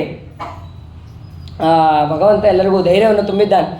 ಧೈರ್ಯವನ್ನು ತುಂಬಿ ಅವರು ಕಣ್ಣು ಮುಚ್ಚಿದ್ದೇ ತಡ ಮತ್ತೆ ಆ ಭಗವಂತ ಅಗ್ನಿಯನ್ನು ಪಾನವನ್ನು ಮಾಡಿದ್ದಾನೆ ಅಂತ ಅನ್ನೋದನ್ನು ಇಲ್ಲಿ ತಿಳಿಸ್ತಾರೆ. ಪೀತ್ವಾ ಮುಖೇನ ತಾನ್ ಕೃಚ್ಛ್ರಾತ್ ಯೋಗಾಧೀಶೋ ವ್ಯಮೋಚಯತ. ತಕ್ಷಣದಲ್ಲಿ ಆ ಭಗವಂತ ಯೋಗೇಶ್ವರನಾದಂತಹ ಕೃಷ್ಣ ಆ ಕಾಳ್ಗಿಚ್ಚನ್ನು ಪಾನವನ್ನು ಮಾಡಿದ್ದಾನೆ. ಈ ಕಡೆ ಕಾಳ್ಗಿಚ್ಚು ಪಾನ ಮಾಡಿದ್ದಾನೆ, ಗೋವುಗಳು ಕೂಡ ಆ ಕಡೆ ಆಲದ ಮರ ಹತ್ರ ಕಾಣಿಸಿದ ತಕ್ಷಣ ಅವರಿಗೆಲ್ಲರಿಗೂ ಕೂಡ ಆಶ್ಚರ್ಯಗೊಂಡಿದೆ. ಗೋಪಾಲಕರಿಗೆ ತಪ್ಪಿಸಿಕೊಂಡು ಹೋದಂತಹ ಹಸುಗಳು ನಮಗೆ ಮತ್ತೆ ಸಿಕ್ಕಿದೆ ಅಂತನ್ನುವಂತಹ ಖುಷಿಯೂ ಕೂಡ ಅವರಿಗೆ ಆಗಿದೆ. ಆಮೇಲೆ ಎಲ್ಲರೂ ಕೂಡ ಗೋಪಾಲಕರು ಆ ಗೋವುಗಳನ್ನು ಮತ್ತು ಎಲ್ಲವನ್ನೂ ಕೂಡ ಕರೆದುಕೊಂಡು ಬಂದ ಮೇಲೆ ತಮ್ಮ ಪತ್ನಿಯರ ಹತ್ರ ಭಗವಂತ ಹೀಗೆ ಗೋವುಗಳನ್ನು ರಕ್ಷಣೆ ಮಾಡಿದ್ದು, ಕಾಳ್ಗಿಚ್ಚನ್ನು ಪಾನ ಮಾಡಿದ್ದು, ಹೀಗೆ ಪ್ರಲಂಬಾಸುರನ ಸಂಹಾರ ಮಾಡಿದ್ದು ಇದೆಲ್ಲವನ್ನು ಕೂಡ ಹೇಳ್ತಾರೆ. ಇದನ್ನು ನೋಡಿ ಅವರು ಬಹಳ ಮತ್ತೆ ಆಶ್ಚರ್ಯಚಕಿತರಾಗ್ತಾರೆ. ಅದಾದ ಮೇಲೆ ಅನೇಕ ವಿಧವಾದಂತಹ ವರ್ಷಾಕಾಲದಲ್ಲಿ ಆ ಭಗವಂತ ತಮ್ಮ ಅಭೀಷ್ಟಗಳನ್ನು ಸಿದ್ಧಿ ಮಾಡುವಂತಹ ಗೋಪಿಕಾ ಸ್ತ್ರೀಯರು ಅವರು ಎಲ್ಲರೂ ಕೂಡ ಆ ಭಗವಂತನ ಜೊತೆಗೆ ವಿಹಾರವನ್ನು ಮಾಡಿದ್ದಾರೆ. ಆ ಭಗವಂತ ಈ ವರ್ಷಾಕಾಲದಲ್ಲಿ ಬಹಳ ಸುಂದರವಾಗಿ ಕಾಣಿಸ್ತಾ ಇದ್ದ. ಮತ್ತು ತನ್ನ ತಲೆಗೆ ನವಿಲುಗರಿಗಳನ್ನು ಇಟ್ಕೊಂಡು ಮತ್ತು ಕೈಯಲ್ಲಿ ವೀಣವನ್ನು ಇಟ್ಕೊಂಡು ಹೀಗೆ ಆ ಭಗವಂತ ಸುಂದರವಾಗಿ ಕಾಣಿಸ್ತಾ ಇದ್ದ ಅಂತ ಅನ್ನೋದನ್ನು ಕೂಡ ಅಲ್ಲಿ ತಿಳಿಸ್ತಾರೆ. ಅದಾದ ಮೇಲೆ ಒಂದು ಸಲ ಭಗವಂತ ಹೀಗೆ ಮಹಿಮೆಗಳನ್ನು ಒಂದಾದ ಮೇಲೆ ಒಂದು ತೋರಿಸ್ತಾ ಇದ್ದಾನೆ. ಅದಾದ ಮೇಲೆ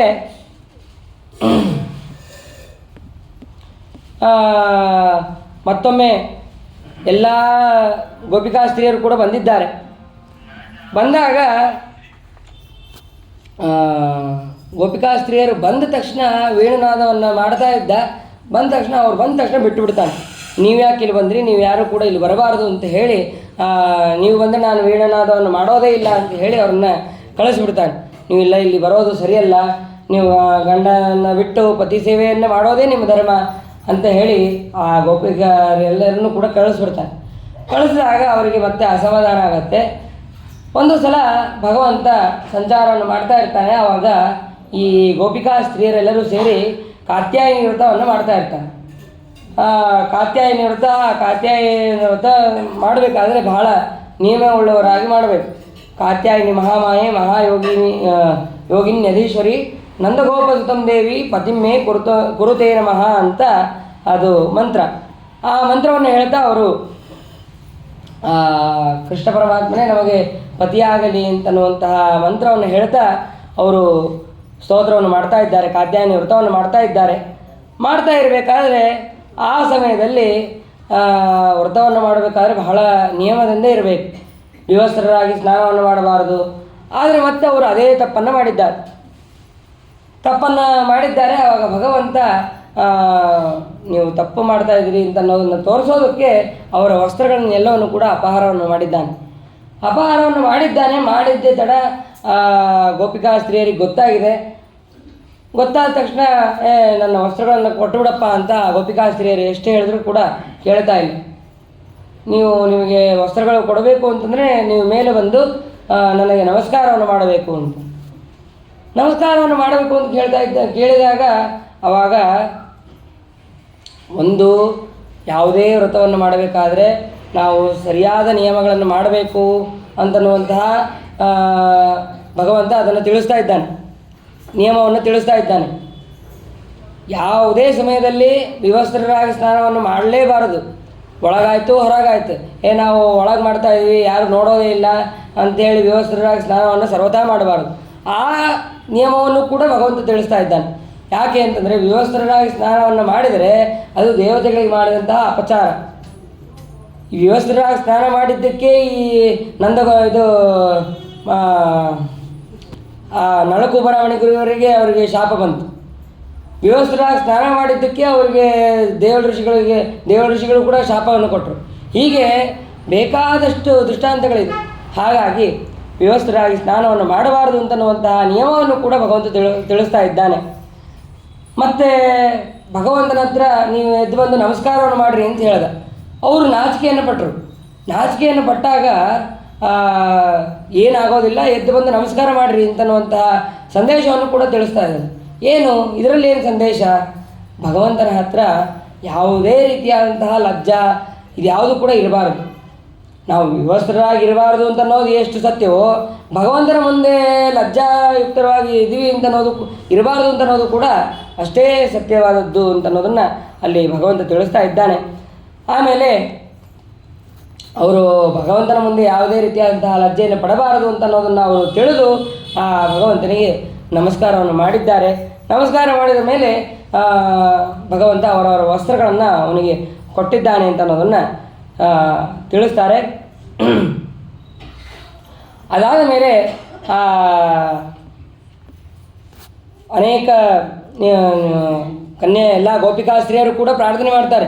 ರಾಮನಾಮ ಮಹಾಬಾಹೋ ಕೃಷ್ಣ ಕೃಷ್ಣ ಕೃಷ್ಣ ದುಷ್ಟ ನಿರ್ವಹಣ ಏಷಾ ವೈ ಬಾಧತೆ ಕ್ಷುಣ್ಣ ತಚ್ಚಾಂತಿಂ ಶಂತುಮರತ ಅಂತ ಹೇಳಿ ಅವರು ಗೋಪಿಕಾ ಸ್ತ್ರೀಯರು ಪ್ರಾರ್ಥನೆ ಮಾಡಿದ ಮೇಲೆ ಒಂದು ಸಲ ಗೋಪಾಲಕರು ಅವ್ರ ಜೊತೆ ಹೀಗೆ ಗೋಗಳನ್ನು ಮೇಯಿಸ್ಕೊತ ಸಂಚಾರ ಮಾಡ್ತಾ ಅವನಿಗೆ ಗೋಪಾಲಕರೆಲ್ಲರೂ ಕೂಡ ಹಸಿವೆ ಆಗುತ್ತೆ. ಹಸಿವೆ ಆದ ತಕ್ಷಣ ಭಗವಂತ ಹೇಳ್ತಾನೆ, ಇಲ್ಲಿ ಎಲ್ಲ ಬ್ರಾಹ್ಮಣರೆಲ್ಲರೂ ಸೇರಿ ಒಂದು ಸತ್ರೆಯಾಗ ಅಂಗಿರಸ ಸತ್ರ ಅನ್ನೋದನ್ನು ಮಾಡ್ತಾ ಇದ್ದಾರೆ, ನೀವು ಅಲ್ಲಿ ಹೋಗಿ ಆಹಾರ ಬೇಕಾಗಿದೆ ಅಂತ ಹೇಳಿ ಅದನ್ನು ತಗೊಂಡು ಬರ್ರಿ ಅಂತ ಹೇಳ್ತಾನೆ. ಹೇಳಿದಾಗ ಆ ಸತ್ರಯಜ್ಞಕ್ಕೆ ಹೋಗ್ತಾರೆ. ಗೋಪಾಲಕರೆಲ್ಲರೂ ಕೂಡ ಇಲ್ಲ, ನಮಗೆ ಭಾಳ ಹಸಿವೆ ಆಗಿದೆ, ನೀರಡಿಕೆ ಆಗಿದೆ, ನಮಗೆ ಆಹಾರವನ್ನು ಕೊಡ್ರಿ ಅಂತ ಅವ್ರು ಕೇಳ್ತಾರೆ. ಕೇಳಿದಾಗ ಅಲ್ಲಿ ಹೇಳ್ತಾರೆ, ಎಲ್ಲ ಯಜ್ಞ ಮಾಡುವಂತಹ ಬ್ರಾಹ್ಮಣರೆಲ್ಲರೂ ಕೂಡ ಹೇಳ್ತಾರೆ, ಇಲ್ಲ ನಾವು ಯಜ್ಞ ಮಾಡ್ತಾ ಇದ್ದೀವಿ, ನಾವು ಯಜ್ಞ ಮಾಡುವಂತಹ ಸಮಯದಲ್ಲಿ ನಾವು ಯಾರಿಗೂ ಕೂಡ ಅನ್ನವನ್ನು ಕೊಡೋದಿಲ್ಲ, ಯಜ್ಞ ಮುಗಿದ ಮೇಲೆ ನೀವು ಬರ್ರಿ, ಅವಶ್ಯ ನಾವು ನಿಮಗೆ ಅನ್ನವನ್ನು ಕೊಡ್ತೀವಿ ಅಂತ ಹೇಳಿ ಇಷ್ಟು ಹೇಳ್ತಾರೆ. ಇಷ್ಟು ಹೇಳಿದಾಗ ಆವಾಗ ಮತ್ತೆ ಅಲ್ಲಿ ಅವರೇನು ಬಂದು ಹೇಳಿದ್ರು ಅದೆಲ್ಲವನ್ನು ಕೂಡ ಬಲರಾಮ ಕೃಷ್ಣನಿಗೆ ಎಲ್ಲರೂ ಗೋಪಾಲಕರು ಹೇಳ್ತಾರೆ. ಹೇಳಿದಾಗ ಅವಾಗ ನೀವು ಆಗ ಬ್ರಾಹ್ಮಣರ ಹತ್ರ ಹೋಗಬೇಡ್ರಿ, ಅಲ್ಲಿ ಹಿಂದೆ ಎಲ್ಲ ಬ್ರಾಹ್ಮಣರ ಪತ್ನಿಯರು ಇರ್ತಾರೆ, ಅವ್ರ ಹತ್ರ ಹೋಗ್ರಿ, ಅವ್ರ ಹತ್ರ ಹೋಗಿ ಕೇಳಿದ ತಕ್ಷಣ ಅವರು ಕೊಡ್ತಾರೆ ಅಂತ ಹೇಳ್ತಾರೆ. ಹೇಳಿದಾಗ ಸರಿ ಆಯಿತು ಅಂತೇಳಿ ಆ ಗೋಪಾಲಕರೆಲ್ಲರೂ ಕೂಡ ಬ್ರಾಹ್ಮಣರ ಪತ್ನಿಯರ ಹತ್ರ ಹೋಗ್ತಾರೆ. ಪತ್ನಿಯರ ಹತ್ರ ಹೋಗಿದಾಗ ಅಲ್ಲಿ ಅವ್ರು ಹೇಳ್ತಾರೆ, ನಾವು ಭಾಳ ದೂರದಿಂದ ಬಂದಿದ್ದೀವಿ, ಇಲ್ಲೇ ಸ್ವಲ್ಪ ದೂರದಲ್ಲೇ ಬಲರಾಮ ಕೃಷ್ಣರಿಬ್ಬರೂ ಕೂಡ ಬಂದಿದ್ದಾರೆ, ಮತ್ತು ನಮಗೆ ಮತ್ತು ಗೋವುಗಳಿಗೆ ಬಲರಾಮ ಕೃಷ್ಣರಿಗೂ ಕೂಡ ಹಸಿವೆ ಆಗಿದೆ, ಹಾಗಾಗಿ ನೀವು ಆಹಾರವನ್ನು ಕೊಡಬೇಕು ಅಂತ ಅವ್ರಿಗೆ ಕೇಳ್ತಾರೆ. ಕೇಳಿದಾಗ ಅದಕ್ಕೆ ಅವರು ಎರಡನೇ ಮಾತೇ ಆಡೋದಿಲ್ಲಂತೆ. ನಾವು ನಿಮ್ಮ ಕಡೆ ಕೊಟ್ಟರೆ ಆ ಕೃಷ್ಣನ ನೋಡೋದಕ್ಕೆ ನಮಗೆ ಆಗೋದಿಲ್ಲ ಅಂತ ಹೇಳಿ ಅವರು ಮಾಡಿದಂತಹ ಭಕ್ಷ್ಯ ಭೋಜ್ಯ ಎಲ್ಲವನ್ನೂ ಅದನ್ನು ಒಂದು ಪಾತ್ರೆಯಲ್ಲಿ ಹಾಕಿಕೊಂಡು ಆ ಭಗವಂತನ ಹತ್ತಿರ ಬರ್ತಾರೆ, ಓಡೋಡಿ ಬರ್ತಾರಂತೆ. ಓಡೋಡಿ ಬರಬೇಕಾದ್ರೆ ನಾವು ಬರೀ ಭಗವಂತನ ಮಹಿಮೆಗಳನ್ನು ಕೇಳಿದ್ವಿ ಅಷ್ಟೇ, ಆದರೆ ಆ ಭಗವಂತನ ಕೃಷ್ಣ ಬಲರಾಮನ ದರ್ಶನ ನಮಗೆ ಆಗೇ ಇಲ್ಲ ಅಂತ ಕೃಷ್ಣ ಬಲರಾಮನನ್ನು ನಾವು ನೋಡ್ತೀವಿ ಅಂತ ಹೇಳಿ ಅವರು ಓಡೋಡಿ ಬರ್ತಾರಂತೆ. ಬಂದಾಗ ಆವಾಗ ಭಗವಂತ ಹೇಳ್ತಾನೆ, ಸ್ವಾಗತಂಬೋ ಮಹಾಭಾಗ ಆಶ್ರಿತಾಂ ಕರವಾಮ ಕಿಂ. ನಿಮಗೆ ಭಾಗ್ಯವತಿಯರಾದಂತಹ ನಿಮಗೆ ಸ್ವಾಗತ. ನಿಮಗೆ ಏನು ಬೇಕೋ ಕೇಳ್ರಿ, ನಾನು ಕೊಡ್ತೀನಿ. ನನ್ನಿಂದ ಏನು ಸಹಾಯ ಆಗಬೇಕು ಕೇಳ್ರಿ, ಕೊಡ್ತೀನಿ ಅಂತ ಹೇಳಿ ಆ ಭಗವಂತ ಹೇಳ್ತಾ ಇದ್ದಾನೆ. ಆದರೆ ಇಷ್ಟೇ ಅಲ್ಲ, ನೀವೇನು ಆಹಾರವನ್ನು ಕೊಡೋದಕ್ಕೆ ಅಂತ ಬಂದಿದ್ದೀರಿ, ಆಹಾರವನ್ನು ಕೊಡೋದಕ್ಕೆ ಅಂತ ಬಂದು ಆಹಾರವನ್ನು ಕೊಟ್ಟು ಹೊರಟು ಬಿಡ್ರಿ. ಯಾಕೆ ಅಂತಂದರೆ ಅಲ್ಲಿ ಯಜ್ಞಕ್ಕಾಗಿ ನಿಮ್ಮ ಪತಿಯರೆಲ್ಲರೂ ಕೂಡ ಕಾಯ್ತಾ ಇರ್ತಾರೆ. ನೀವಿಲ್ಲದೆ ಆ ಯಜ್ಞ ಅಂತ ಅನ್ನೋದು ಪೂರ್ತಿ ಆಗೋದಿಲ್ಲ. ಹಾಗಾಗಿ ನೀವೆಲ್ಲರೂ ಕೂಡ ಅಲ್ಲಿ ಬೇಗ ಹೋಗಬೇಕು ಅಂತ ಹೇಳ್ತಾರೆ. ನೀವಿಲ್ಲಿ ಬಂದರೆ ಆ ಸತ್ರೆಯಾಗ ಅಂತ ಅನ್ನೋದು ಪೂರ್ಣ ಆಗೋದಿಲ್ಲ. ಹಾಗಾಗಿ ಬೇಗ ಹೊರಡ್ರಿ, ನೀವು ಆಹಾರ ಕೊಡೋದಕ್ಕೆ ಏನು ಬಂದಿರಿ ಅದನ್ನು ಕೊಡ್ರಿ, ಬೇಗ ಹೊರಡ್ರಿ ಅಂತ ಭಗವಂತ ಹೇಳ್ತಾನೆ. ಹೇಳಿದಾಗ ಯಜ್ಞಪತಿಯರೆಲ್ಲರೂ ಕೂಡ ಹೇಳ್ತಾರೆ, ನೀನು ಇಷ್ಟು ನಿಷ್ಠುರವಾಗಿ ಸರ್ವತಾ ಹೇಳಬೇಡ, ನಮ್ಮ ಮನಸ್ಸಿಗೆ ಬಹಳ ತೊಂದರೆ ಆಗುತ್ತೆ. ನಿನ್ನ ದರ್ಶನಕ್ಕಾಗಿ ನಾನು ಮನೆಯಲ್ಲಿ ಇದ್ದಂತಹ ಎಲ್ಲ ಕೆಲಸವನ್ನು ಬಿಟ್ಟು ನಾನು ದರ್ಶನಕ್ಕಾಗಿ ಬಂದಿದ್ದೀವಿ. ಹಾಗಾಗಿ ನೀನು ಈ ರೀತಿಯಾದಂತಹ ಕಠೋರವಾದಂತಹ ಮಾತನ್ನು ಆಡಬೇಡ. ಮತ್ತು ನಿನ್ನ ನಿರ್ಮಾಲ್ಯವನ್ನು, ನಿನ್ನ ತುಳಸಿಯನ್ನು, ನಿರ್ಮಾಲ್ಯದ ತುಳಸಿಯನ್ನು ನಾವು ಆಗ್ರಹಣ ಮಾಡೋದಕ್ಕೆ ಅಂತ ನಾವು ಬಂದಿದ್ದೀವಿ. ಹಾಗಾಗಿ ನಮ್ಮನ್ನು ದೂರ ಮಾಡಬೇಡ ಅಂತ ಹೇಳಿ ಗೋಪಿಕಾ ಇದು ಯಜ್ಞಪತ್ನಿಯರೆಲ್ಲರೂ ಕೂಡ ಹೇಳ್ತಾರೆ. ಹೇಳಿದಾಗ ಭಗವಂತ ಅದಕ್ಕೆ ಹೇಳ್ತಾನೆ, ನನ್ನ ಹತ್ರ ನೀವು ಬಂದಿದ್ದಕ್ಕೆ ಸರ್ವತಾ ಅದು ವ್ಯರ್ಥ ಅಂತೂ ಆಗೋದಿಲ್ಲ. ನಾನು ನಿಮಗೆ ತಿರಸ್ಕಾರವನ್ನು ಮಾಡೋದಿಲ್ಲ, ನಿಮಗೆ ಯೋಗ್ಯವಾದಂಥ ಅನುಗ್ರಹವನ್ನು ಮಾಡೇ ಮಾಡ್ತೀನಿ. ಆದರೆ ಹಾಗಂತೇಳಿ ಯಜ್ಞವನ್ನು ನಿಲ್ಲಿಸೋದು ಸರಿಯಲ್ಲ ಅಂತ ಹೇಳಿ ಭಗವಂತ ಹೇಳಿ ಅವರ ವಿಚಾರವನ್ನೆಲ್ಲವನ್ನು ಕೂಡ ತಿಳಿಸಿ ಅವರನ್ನು ಹಿಂತಿರುಗಿಸಿದ್ದಾನೆ. ಹಿಂತಿರುಗಿಸಿ ಅವರಿಗೆ ಆ ಪತಿಗಳಿಗೆ ಗೊತ್ತಾಗಿದೆ ಈ ವಿಷಯ. ಗೊತ್ತಾದ ತಕ್ಷಣ ಅಯ್ಯೋ ಭಗವಂತ ಬಲರಾಮ ಮತ್ತು ಕೃಷ್ಣ ಪರಮಾತ್ಮ ಬಂದಿದ್ದು ನನಗೆ ಗೊತ್ತೇ ಆಗಲಿಲ್ಲ, ನಾವು ಯಜ್ಞದಲ್ಲಿ ಮುಳುಗಿ ಹೋದ್ವಿ. ಭಗವಂತನೇ ಅವರ ಬುದ್ಧಿಯಲ್ಲಿ ಪ್ರೇರಣೆ ಮಾಡಿರ್ತಾನೆ. ಆ ಸಮಯದಲ್ಲಿ ಇವರು ಭಗವಂತ ಅಲ್ಲ ಅಂತ ಅನ್ನೋದನ್ನು ಬೇಕಂತಲೇ ಮಾಡಿರ್ತಾನೆ. ಯಾಕೆ ಅಂತಂದರೆ ದಿಯೋ ಏನೋ ಪ್ರಚೋದಯಾತ್, ಎಲ್ಲರಲ್ಲಿ ನಿಂತು ಪ್ರಚೋದನೆ ಮಾಡೋನೇ ಆ ಭಗವಂತ, ಬೇಕಂತಲೇ ಅವನು ಮಾಡಿರ್ತಾನೆ. ಯಾಕೆ ಅಂತಂದರೆ ಯಜ್ಞಯಾಗಾದಿಗಳು ಕೂಡ ಶ್ರೇಷ್ಠ. ಹಾಗಂತೇಳಿ ಯಜ್ಞಯಾಗಾದಿ ಸಂದರ್ಭದಲ್ಲಿ ದೀಕ್ಷಿತನಾದಂತಹ ವ್ಯಕ್ತಿ ಅವನು ದಾನವನ್ನು ಮಾಡಬಾರ್ದು. ಅಂದರೆ ದಾನ ಅಂದರೆ ಅನ್ನವನ್ನು ಉಪವಾಸದಿಂದಲೇ ಯಜ್ಞಯಾಗಾದಿಗಳನ್ನು ಮಾಡಬೇಕು ಅಂತ ಅನ್ನೋದನ್ನು ಕೂಡ ತಿಳಿಸ್ಬೇಕು. ಮತ್ತು ಅವರು ಹೇಳ್ಕೊತಾರಂತೆ, ಋಷಿಗಳೆಲ್ಲರೂ ಕೂಡ ಹೇಳ್ಕೊತಾರೆ, ಬ್ರಾಹ್ಮಣರು, ನಮಗೆ ಧಿಕ್ಕಾರ, ಭಗವಂತ ಬಂದಿದ್ದು ಗೊತ್ತಾಗಿಲ್ಲ, ನಮ್ಮ ದಿಗ್ಜನ್ಮ ನಸ್ತು ದಿಗ್ಬುದ್ಧಿಂ ದಿಗ್ವೃತ್ತಂ ದಿಗ್ಬಹುಜ್ಞತಾಂ, ನಾವೇ ಭಾಳ ತಿಳ್ಕೊಂಡ್ವಿ ಅಂತ ಅನ್ನೋದನ್ನು ತಿಳ್ಕೊಂಡಿದ್ವಿ. ಆದರೆ ಈ ನಮ್ಮ ಪತ್ನಿಯರಿಗಿಂತ ನಾವು ಭಾಳ ಕಡಿಮೆಯೇ ತಿಳ್ಕೊಂಡಿದ್ದೀವಿ ಅಂತ ಅನ್ನೋದನ್ನು ಅವರು ತಾವು ಧಿಕ್ಕಾರವನ್ನು ಮಾಡ್ಕೊತಾರೆ. ನಮ್ಮ ಕುಲಕ್ಕೆ ಧಿಕ್ಕಾರ ಅಂತನ್ನುವಂತಹ ಮಾತುಗಳನ್ನು ಅವ್ರು ಹೇಳ್ತಾರೆ. ಹೇಳಿದ ಮೇಲೆ ಅವಾಗ ದೇಶ ಕಾಲ ಮಂತ್ರ ತಂತ್ರ ಇದೆಲ್ಲದರಿಂದಲೂ ಕೂಡ ಭಗವಂತನೇ ಅನುಗ್ರಹವನ್ನು ಮಾಡೋದು. ಅಂತಹ ಭಗವಂತ ಬಂದಂತಹ ಭಗವಂತನನ್ನು ನಾವು ತಿಳಿಯದೆ ಹೋದ್ವಿ ಅಂತನ್ನುವಂತಹ ಮಾತನ್ನು ಅವರು ನಮಗೆ ಧಿಕ್ಕಾರ ಅಂತನ್ನುವಂತಹ ಮಾತುಗಳನ್ನು ಅವ್ರು ಹೇಳ್ತಾರೆ. ಹೇಳಿದ ಮೇಲೆ ಇಷ್ಟರಲ್ಲಿ ಎಲ್ಲ ಎಲ್ಲ ಬ್ರಾಹ್ಮಣರ ಪತ್ನಿ ಬಂದಿರ್ತಾರೆ. ಆದರೆ ಒಬ್ಬಳು ಮಾತ್ರ ಅವಳ ಪತಿ ಬಹಳ ನಿಷ್ಠುರ ಇರ್ತಾನೆ. ಏನು ಮಾಡಿದ್ರು ನೀವು ಹೋಗೋಂಗಿಲ್ಲ ಅಂತ ಹೇಳಿ ಅವಳನ್ನು ತಡೆದಿರ್ತಾನೆ. ತಡೆಯೋದಷ್ಟೇ ಅಲ್ಲ, ಆವಾಗ ಅವಳು ಅಲ್ಲೇ ಕೃಷ್ಣ ಪರಮಾತ್ಮನನ್ನು ಬಲರಾಮನನ್ನು ಧ್ಯಾನ ಮಾಡಿ ಮನಸ್ಸಿನಲ್ಲೇ ಎಲ್ಲ ಪದಾರ್ಥವನ್ನು ಸಮರ್ಪಣೆ ಮಾಡಿ ಅವಳ ದೇಹತ್ಯಾಗವನ್ನು ಮಾಡಿರ್ತಾಳೆ. ಇದಾದ ಮೇಲೆ ಒಂದು ಸಲ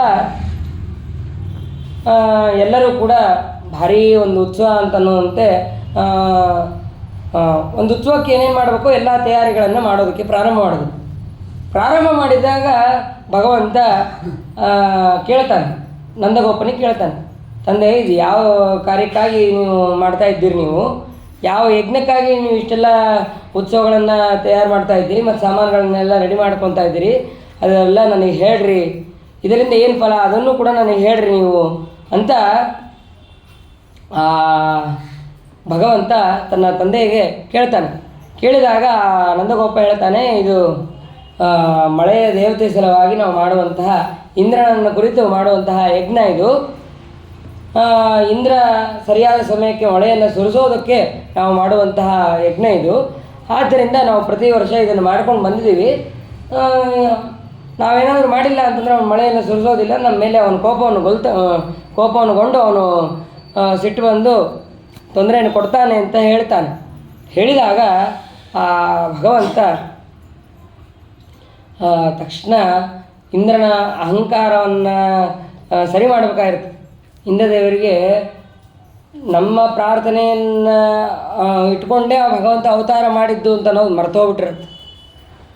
ಐಶ್ವರ್ಯದಿಂದ ಮತ್ತನಾಗಿರ್ತಾನೆ ಅಂತ ಇಂದ್ರದೇವರಿಗೆ ಅಹಂಕಾರವನ್ನು ಸರಿ ಮಾಡಬೇಕು ಅಂತಂದು ಭಗವಂತ ಹೇಳ್ತಾನೆ.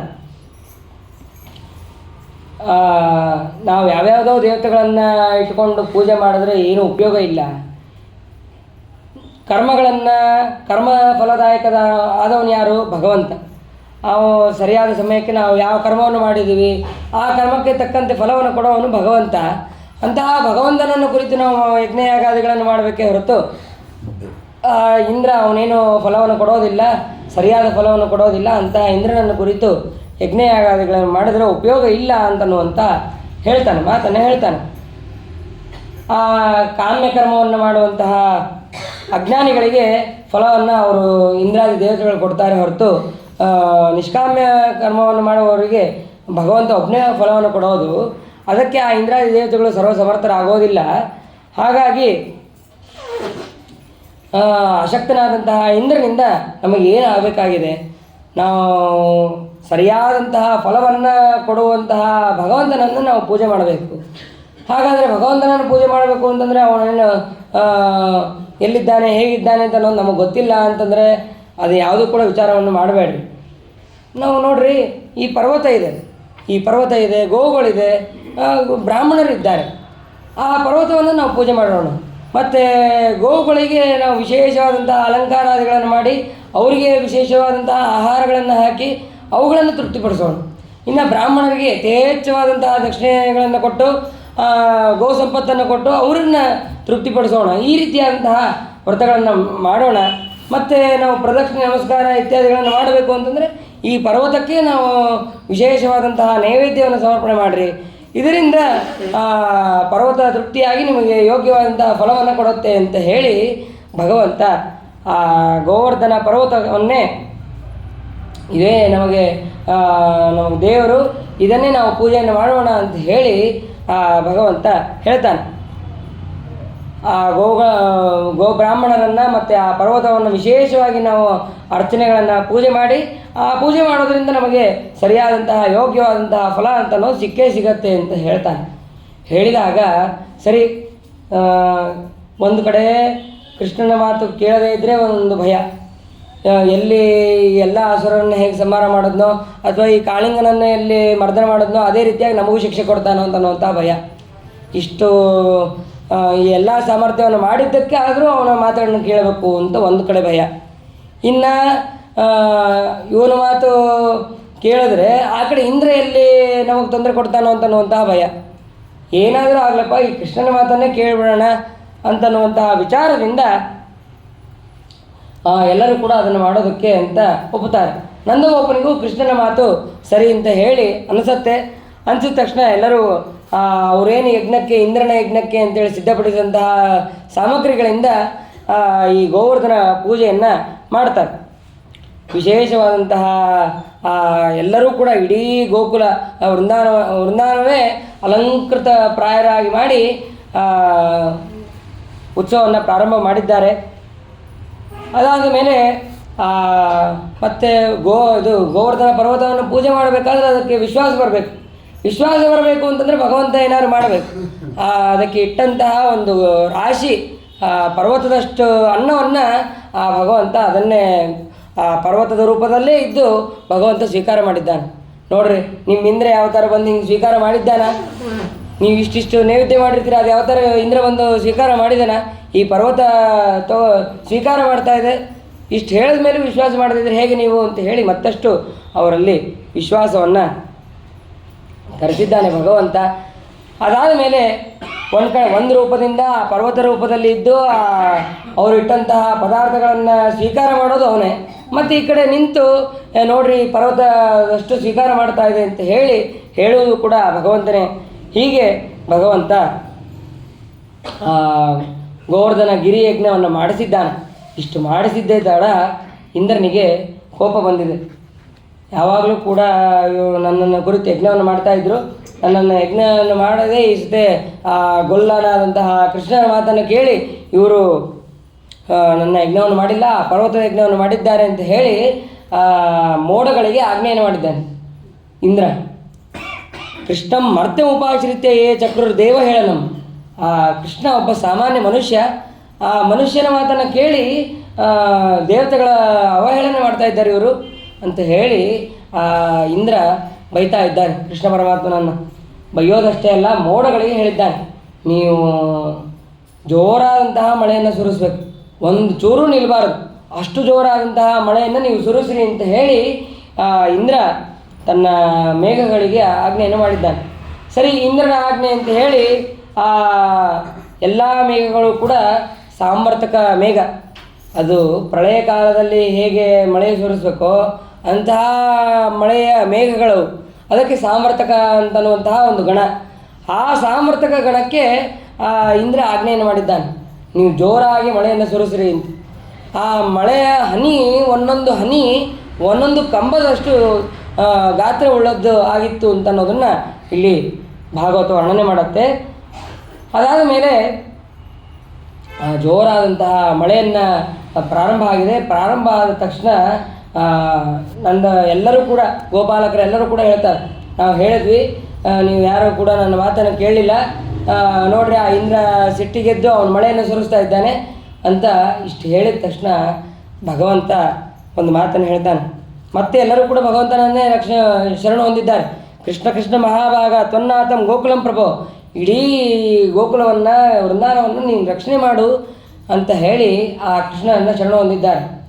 ಶರಣ ಹೊಂದಿದ್ದೇ ತಡ ಯಾರಿಗೆ ಅಹಂಕಾರ ಬಂದಿರುತ್ತೋ, ತನ್ನ ಭಕ್ತರಿಗೆ ಅಹಂಕಾರ ಯಾವಾಗ ಬಂದಿರುತ್ತೋ ಅದನ್ನು ತಕ್ಷಣದಲ್ಲೇ ನಾಶ ಮಾಡೋದು ಆ ಭಗವಂತನ ಕರ್ತವ್ಯ.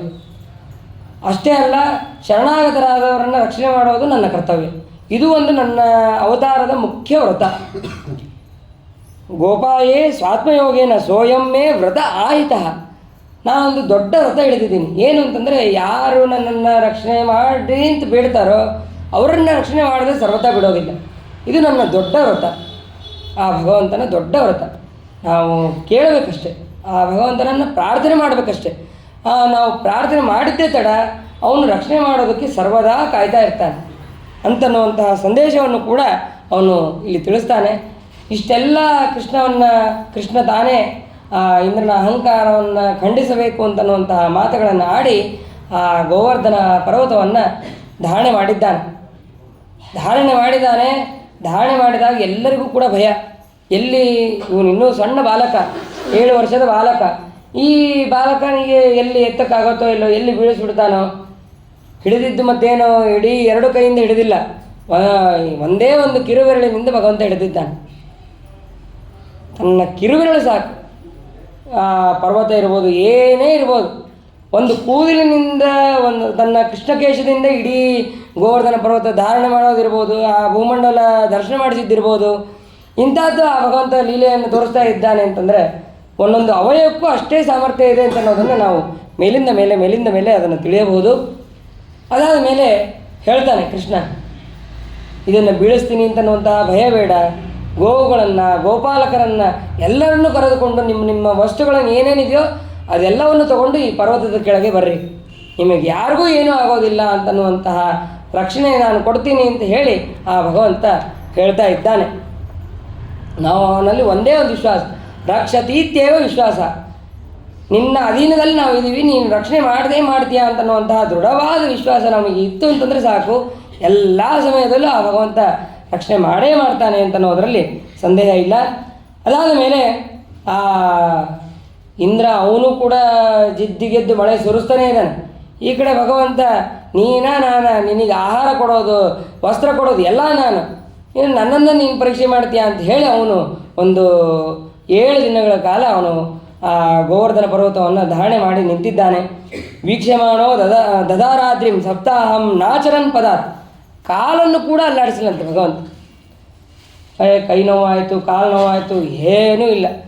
ತಾನು ಇಟ್ಟ ಕಾಲು ಹೇಗಿರಬೇಕೋ ಹಾಗೇ ಇದೆ, ಕೈ ಹೇಗಿರಬೇಕೋ ಹಾಗೇ ಇದೆ. ಅವನೇನಾದರೂ ಸ್ವಲ್ಪ ಅಲ್ಲಾಡಿಸಿದ್ದ ಅಂತಂದರೆ ಎಲ್ಲರಿಗೂ ಮತ್ತೆ ಭಯ ಆಗಿ ತೊಂದರೆ ಉಂಟಾಗಬೇಕಾಗಿತ್ತು. ಆದರೆ ಭಗವಂತ ಹಾಗೆ ಮಾಡೋದಿಲ್ಲ, ಸರ್ವಥಾ ಹಾಗೆ ಮಾಡೋದಿಲ್ಲ. ರಕ್ಷಣೆ ಮಾಡ್ತೀನಿ ಅಂತಂದು ದೃಢವಾದಂತಹ ವಿಶ್ವಾಸವನ್ನು ಕೊಟ್ಟ ಮೇಲೆ ಮುಗೀತು, ಮಾಡೇ ಮಾಡ್ತಾನೆ ಅಂತನ್ನುವಂತಹ ಸಂದೇಹ ನಾವು ಪಡುವಾಗಿಲ್ಲ ಅಂತನ್ನೋದನ್ನು ಅಲ್ಲಿ ತಿಳಿಬೇಕು. ಅದಾದ ಮೇಲೆ ಇಂದ್ರನಿಗೆ ಅಷ್ಟೊತ್ತಿಗೆ ಅಹಂಕಾರ ಅಂತನ್ನೋದು ಕಡಿಮೆ ಆಗಿದೆ. ನಮ್ಮ ಪ್ರಾರ್ಥನೆಗೆ ಅನುಗುಣವಾಗಿ ಅವನು ಅವತಾರ ಮಾಡಿದ್ದು, ಅಂತಹ ಪರಮಾತ್ಮನನ್ನು ನಾವು ತಪ್ಪಾಗಿ ತಿಳಿದ್ವಿ, ಕೇವಲ ಒಬ್ಬ ಮನುಷ್ಯ ಅಂತ ತಿಳಿದ್ವಿ ಅಂತನ್ನೋದು ಅವನಿಗೂ ಕೂಡ ಗೊತ್ತಾಗಿದೆ. ಆ ಅಹಂಕಾರ ಕಡಿಮೆ ಆಗಿದೆ. ಆವಾಗ ಅಲ್ಲಿ ಮಳೆಯೆಲ್ಲ ಕೂಡ ಶಾಂತಿ ಆಗಿದೆ. ಶಾಂತಿಯಾಗಿ ಬಿಸಿಲು ಪ್ರಾರಂಭ ಆಗಿದೆ. ಬಿಸಿಲು ಪ್ರಾರಂಭ ಆದ ತಕ್ಷಣ ಎಲ್ಲರನ್ನೂ ಕೂಡ ಭಗವಂತ ಹೊರಗೆ ಕಳಿಸಿ, ನೀವೆಲ್ಲರೂ ಕೂಡ ನಿಮ್ಮ ಕಾರ್ಯದಲ್ಲಿ ನಿರತರಾಗಬಹುದು, ಯಾವ ತೊಂದರೆ ಆಗೋದಿಲ್ಲ ಅಂತ ಹೇಳಿ ಆ ಪರ್ವತ ಹೇಗೆ ಇತ್ತೋ ಹಾಗೆ ಅದನ್ನು ಮತ್ತೆ ಇಡಿಸಿದ್ದಾನೆ. ಇಟ್ಟಾದ ಮೇಲೆ ಈ ಕಡೆ ಹೊರಗೆ ಬಂದ ತಕ್ಷಣ ಗೋಪಿಕೆಯರು ಮತ್ತು ಯಶೋಧ, ನಂದಗೋಪ, ಇವನು ಸಾಮಾನ್ಯದವನಲ್ಲ, ಇವನು ಸಾಕ್ಷಾತ್ ಭಗವಂತನೇ ಆಗಿರಬೇಕು ಇವನು ಅಂತನ್ನುವಂತಹ ಭಗವಂತನ ಮಹಿಮೆಗಳನ್ನು ವರ್ಣನೆಯನ್ನು ಮಾಡಿದ್ದಾರೆ. ವರ್ಣನೆ ಮಾಡೋದಷ್ಟೇ ಅಲ್ಲ, ದಧಿ, ಅಕ್ಷತೆ ಇವೇ ಮೊದಲಾದವುಗಳಿಂದ ಆ ಭಗವಂತನನ್ನು ಪೂಜೆ ಮಾಡಿದ್ದಾರಂತೆ. ಯಾವಾಗಲೂ ಕೂಡ ನಾವು ಭಗವಂತನಿಗೆ ಪೂಜೆ ಮಾಡಬೇಕಾದ್ರೆ ದಧಿ ಮತ್ತು ಮಂತ್ರಾಕ್ಷತೆ ಇದೆಲ್ಲವೂ ಕೂಡ ಇರಲೇಬೇಕು ಅಂತನ್ನೋದನ್ನು ಇಲ್ಲೊಂದೇ ಪ್ರಸಂಗ ಅಂತಲ್ಲ, ಇನ್ನೂ ಅನೇಕ ಪ್ರಸಂಗಗಳಲ್ಲಿ ಆ ಭಗವಂತ ತಿಳಿಸ್ತಾನೆ. ದಧಿ, ಅಕ್ಷತೆ ಮೊದಲಾದವುಗಳಿಂದ ಆ ಭಗವಂತನನ್ನು ಪೂಜೆ ಮಾಡಬೇಕು ಅಂತನ್ನೋದನ್ನು ಕೂಡ ತಿಳಿಸಿದ್ದಾನೆ. ಅದಾದ ಮೇಲೆ ಯಶೋಧ, ರೋಹಿಣಿ, ನಂದಗೋಪ ಎಲ್ಲರೂ ಕೂಡ ಭಗವಂತನನ್ನು ಬಂದು ಆಲಿಂಗನ ಮಾಡಿಕೊಂಡಿದ್ದಾರೆ.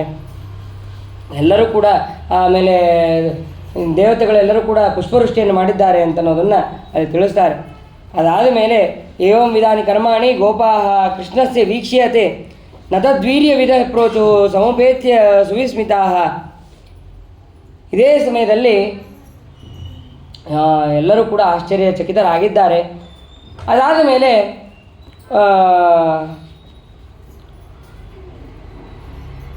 ಎಲ್ಲ ಗೋಪಾಲಕರು ಮತ್ತು ನಂದಗೋಪ ಈ ಭಗವಂತನ ಅಸಾಧಾರಣವಾದಂತಹ ಕೃತ್ಯಗಳನ್ನು ವರ್ಣನೆ ಮಾಡೋದು ಪ್ರಾರಂಭ ಮಾಡ್ತಾರೆ.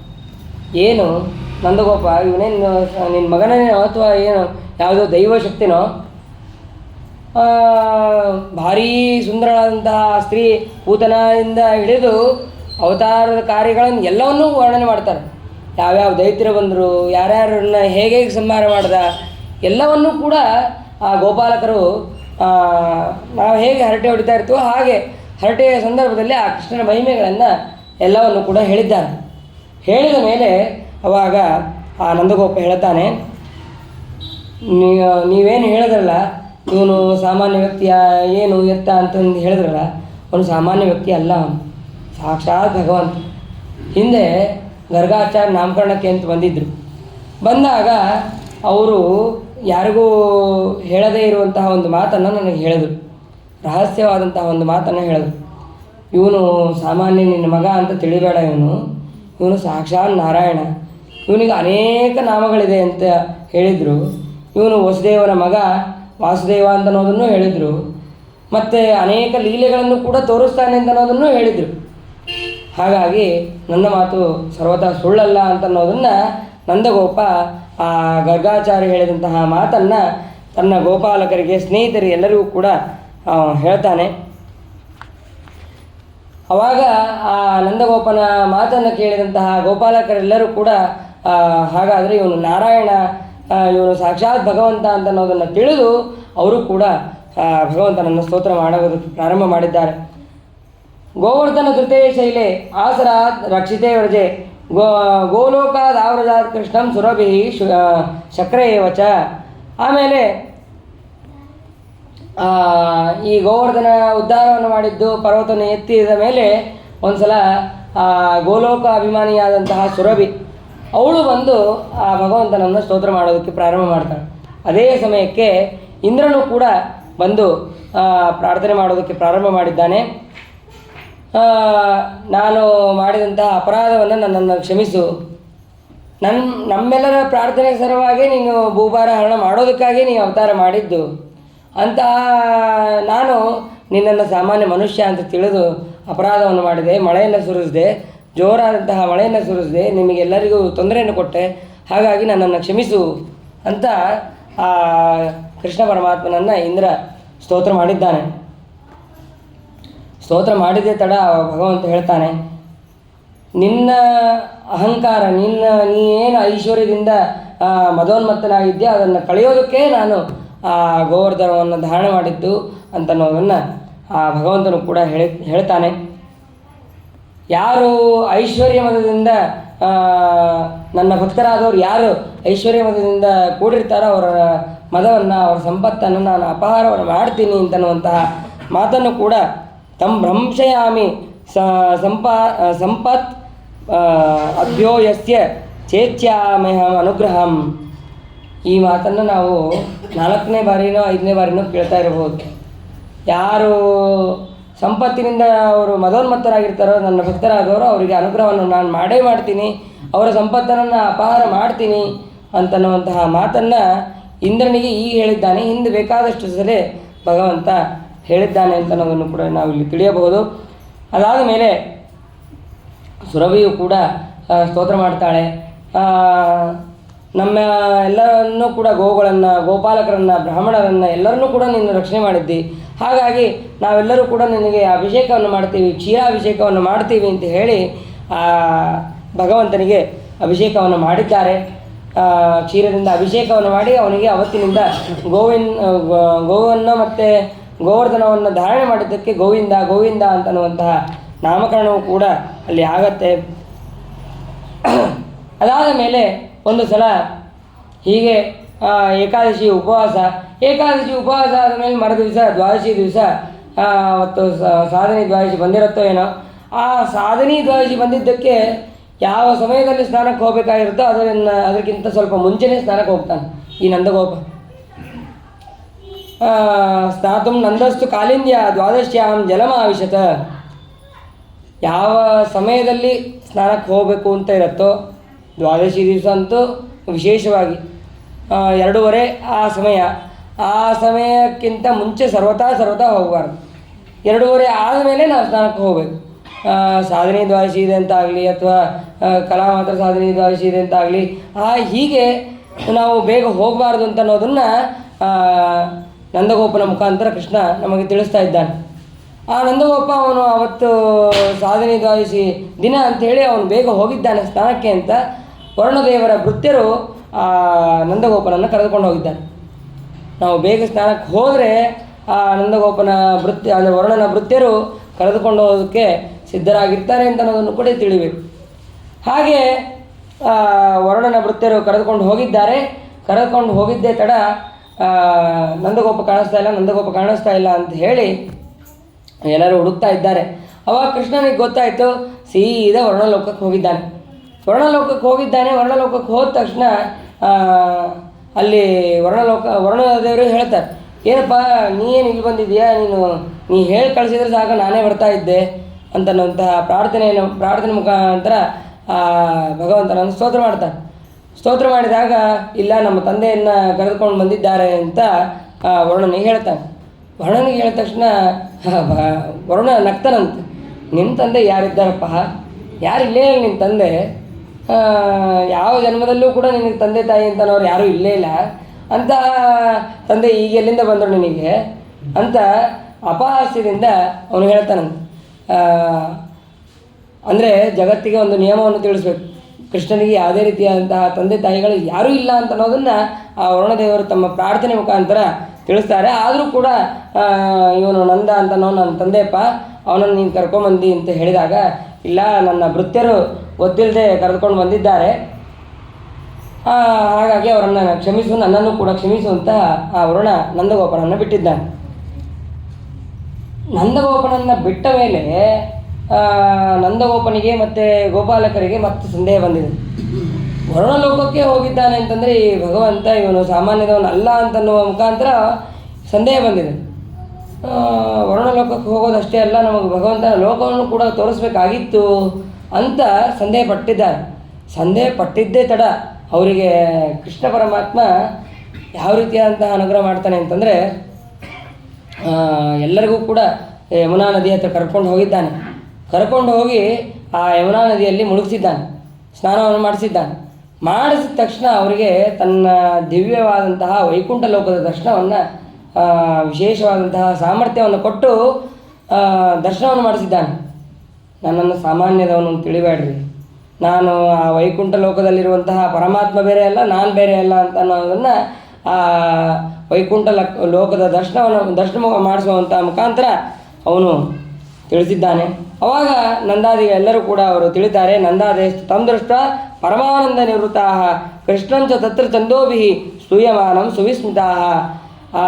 ಕೃಷ್ಣ ವೈಕುಂಠ ಲೋಕವನ್ನು ಮತ್ತು ಎಲ್ಲವನ್ನು ಕೂಡ ದರ್ಶನವನ್ನು ಮಾಡಿದ ಮೇಲೆ ಇವನು ಸಾಮಾನ್ಯದವನಲ್ಲ ಅಂತ ಅನ್ನೋದನ್ನು ನಿಷ್ಠೆಯನ್ನು ಮಾಡಿಕೊಂಡಿದ್ದಾರೆ. ಮತ್ತು ಸ್ತೋತ್ರಗಳನ್ನು ಮಾಡಿದ್ದಾರೆ, ಅನೇಕ ವಿಧವಾದಂತಹ ವೇದಗಳಿಂದ ಸ್ತೋತ್ರವನ್ನು ಮಾಡಿದ್ದಾರೆ. ಅದಾದ ಮೇಲೆ ಭಗವಂತ ಅನೇಕ ವಿಧವಾದಂತಹ ಮಹಿಮೆಗಳನ್ನು ತೋರಿಸ್ತಾ ಇದ್ದಾನೆ. ತೋರಿಸಿದ ಮೇಲೆ ಒಂದು ಸಲ ಹೀಗೆ ವೇಣುನಾದವನ್ನು ಪ್ರಾರಂಭ ಮಾಡಿದ್ದಾನೆ. ಆವಾಗ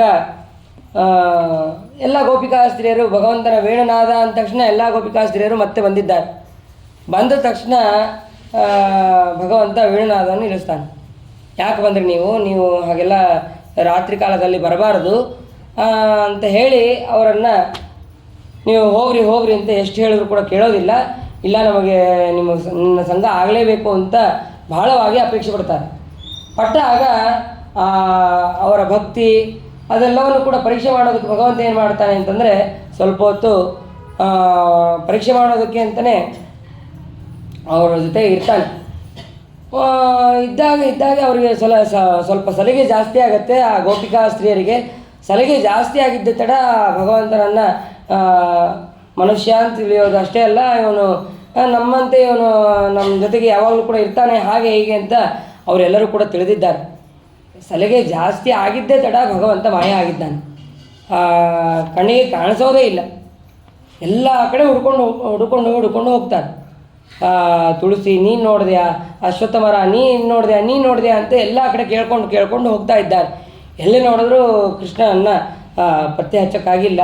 ಕೊನೆಗೆ ಕೃಷ್ಣನ ಪಾದ ಚಿಹ್ನ, ಧ್ವಜವಜ್ರಾಂಕುಶ ಚಿಹ್ನಿತವಾದಂತಹ ಪಾದ, ಆ ಚಿಹ್ನಿತವಾದಂತಹ ಪಾದವನ್ನು ಹುಡ್ಕೊಂಡು ಹೋಗಿದ್ದಾರೆ. ಹೋಗಬೇಕಾದ್ರೆ ಈ ಎಲ್ಲ ಗೋಪಿಕಾ ಸ್ತ್ರೀಯರ ಮಧ್ಯದಲ್ಲಿ ಒಬ್ಬಳು ಭಾರೀ ಭಕ್ತಿಯನ್ನು ಮಾಡ್ತಾ ಇರ್ತಾಳೆ. ಅಲ್ಲಿ ಕೃಷ್ಣನ ಪಾದ ಒಂದೇ ಕಾಣೋದಿಲ್ಲ, ಆ ಧ್ವಜವಜ್ರಾಂಕುಶ ಚಿಹ್ನಿತವಾದಂತಹ ಪಾದದ ಜೊತೆಗೆ ಇನ್ನು 2 ಹೆಜ್ಜೆಗಳ ಸ್ತ್ರೀಯ ಕಾಣಿಸ್ತದೆ. ಇವಳು ನಮಗಿಂತ ಯಾರೋ ಭಾರಿ ಇರಬೇಕು, ಅವಳನ್ನು ಕೃಷ್ಣ ಕರ್ಕೊಂಡು ಹೋಗಿದ್ದಾನೆ ಅಂತಂದು ಅವರಿಗೆ ಸ್ವಲ್ಪ ಹೊಟ್ಟೆ ಉರಿ ಆಗೋದು ಪ್ರಾರಂಭ ಆಗಿದೆ. ಸರಿ, ಇಷ್ಟ ಆದ ತಕ್ಷಣ ಸ್ವಲ್ಪ ಮುಂದೆ ಹೋಗಿದ್ದಾರೆ. ಅವಳಿಗೆ ತೊಂದರೆ ಆಗಬಾರ್ದು ಅಂತ ಹೇಳಿ ಅವಳನ್ನು ತನ್ನ ಹೆಗಲ ಮೇಲೆ ಕೂರಿಸ್ಕೊಂಡು ಹೋಗಿದ್ದಾನೆ. ಯಾಕೆ ಅಂತಂದರೆ ಆ ಪಾದ ಚಿಹ್ನೆ ಇನ್ನೂ ಊರಿತ್ತಂತೆ. ಅದನ್ನು ನೋಡಿ ಅವರಿಗೆ ಇನ್ನೂ ಕೋಪ ಜಾಸ್ತಿ ಆಗಿದೆ. ಕೃಷ್ಣ ನಮ್ಮೆಲ್ಲರನ್ನು ಬಿಟ್ಟು ಇವಳನ್ನು ಕರ್ಕೊಂಡು ಹೋಗಿದ್ದಾಳಲ್ಲ ಅಂತ ಹೇಳಿ ಹೆಗಲ ಮೇಲೆ ಕೂರಿಸ್ಕೊಂಡು ಹೋಗಿದ್ದಾಳೆ. ಬರೀ ಕರ್ಕೊಂಡು ಹೋಗೋದಷ್ಟೇ ಅಲ್ಲ, ಹೆಗಲ ಮೇಲೆ ಕೂರಿಸ್ಕೊಂಡು ಹೋಗಿದ್ದಾಳೆ ಅಂತ ಹೇಳಿ ಇನ್ನೂ ಹುಡುಕ್ತಾ ಹೋಗಿದ್ದಾರೆ.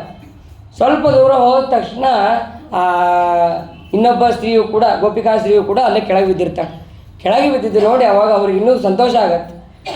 ನಮ್ಮನ್ನು ಬಿಟ್ಟೋಗಿಲ್ಲ, ಇವಳನ್ನು ಕೂಡ ಬಿಟ್ಟೋಗಿದ್ದೆ. ಯಾಕೆ ಅಂತಂದರೆ ಯಾವಾಗ ತನ್ನ ಹೆಗಲ ಮೇಲೆ ಕರ್ಕೊಂಡ ಅಷ್ಟೊತ್ತಿಗೆ ಇವಳಿಗೆ ಸ್ವಲ್ಪ ಅಹಂಕಾರ, ನನ್ನನ್ನು ತಲೆ ಮೇಲೆ ಕೂಡಿಸ್ಕೊಂಡ ಅಂತ ಅನ್ನೋದಕ್ಕೆ ಅವಳಿಗೆ ಅಹಂಕಾರ ಜಾಸ್ತಿ ಆಗಿತ್ತು. ಅಹಂಕಾರ ಜಾಸ್ತಿ ಆದ ತಕ್ಷಣ ಭಗವಂತ ಅಲ್ಲೇ ಬಿಟ್ಟು ಮತ್ತೆ ಅಲ್ಲಿಂದ ಹೋದಾಗ ಅವಾಗ ಭಗವಂತ ಸಿಗ್ತಾ ಇಲ್ಲ ಅಂತ ಹೇಳಿ ವಿಶೇಷವಾಗಿ ಪ್ರಾರ್ಥನೆಯನ್ನು ಮಾಡ್ತಾ ಇದ್ದಾರೆ. ಆವಾಗ ಎಲ್ಲ ಗೋಪಿಕಾ ಸ್ತ್ರೀಯರು ಪ್ರಾರ್ಥನೆ ಮಾಡ್ತಾರೆ. ಜಯತಿ ತೇದಿಕಂ ಜನ್ಮನಾವ್ರಜ ಶ್ರೇಯತೆ ಇಂದಿರಾ ಸಾಧು ತತ್ರೈಹಿ ಅಂತ ಆ ಭಗವಂತನ ಬಾಲ್ಯಾದಾರಭ್ಯ ಎಲ್ಲ ಸ್ತೋತ್ರವನ್ನು ಮಾಡ್ತಾರೆ. ತವ ಕಥಾಮೃತಂ ತಪ್ತ ಜೀವನಂ ಕವಿಭೀರೀಡಿತಂ ಕಲ್ಮಶಾಪಹಂ. ನಿನ್ನ ಕಥಾಮೃತಗಳನ್ನು ನಾವು ಯಾವಾಗಲೂ ಕೂಡ ಪಾನ ಮಾಡ್ತಾ ಇದ್ವಿ. ಅದೆಂಥದ್ದು ಅಂತಂದರೆ ನಮ್ಮ ಎಲ್ಲ ರೀತಿಯಾದಂತಹ ಪಾಪಗಳನ್ನು ಸುಡುವಂತಹದ್ದು ನಿನ್ನ ಕಥಾಮೃತ. ಅಂತಹ ನಿನ್ನ ಕಥಾಮೃತವನ್ನು ನಾವು ಯಾವಾಗಲೂ ಸ್ಮರಣೆ ಮಾಡ್ತಾ ಇದ್ವಿ ಅಂತ ಈ ರೀತಿಯಾಗಿ ಸ್ಮರಣೆಯನ್ನು ಮಾಡ್ತಾ ಇದ್ದಾರೆ. ಸ್ಮರಣೆ ಮಾಡಿದ ಮೇಲೆ ಪೂರ್ಣವಾಗಿ ಸ್ತೋತ್ರವನ್ನು ಮಾಡಿದ್ದಾರೆ. ಸ್ತೋತ್ರ ಮಾಡಿದ್ದೇ ತಡ, ಹಾಗಾದರೆ ಇವರಿಗೆ ಅನುಗ್ರಹವನ್ನು ಮಾಡಬೇಕು ಅಂತ ಅನ್ನೋದನ್ನು ತಿಳಿದು ಭಗವಂತ ಅಲ್ಲಿ ದರ್ಶನವನ್ನು ಕೊಟ್ಟಿದ್ದಾನೆ. ತಾಸಾಮಾವಿರ ಭೂಚೌರಿ ಸ್ಮಯಮಾನ ಮುಖಾಂಬುಜ ಪೀತಾಂಬರ ಸಗ್ವಿ ಸಾಕ್ಷಾನ್ ಮನ್ಮಥಃ. ಸಾಕ್ಷಾನ್ ಮನ್ಮಥನಾದಂತಹ ಭಗವಂತ ಅಲ್ಲಿ ಪೀತಾಂಬರಧಾರಿಯಾಗಿ ಅಲ್ಲಿ ದರ್ಶನವನ್ನು ಕೊಟ್ಟಿದ್ದಾನೆ.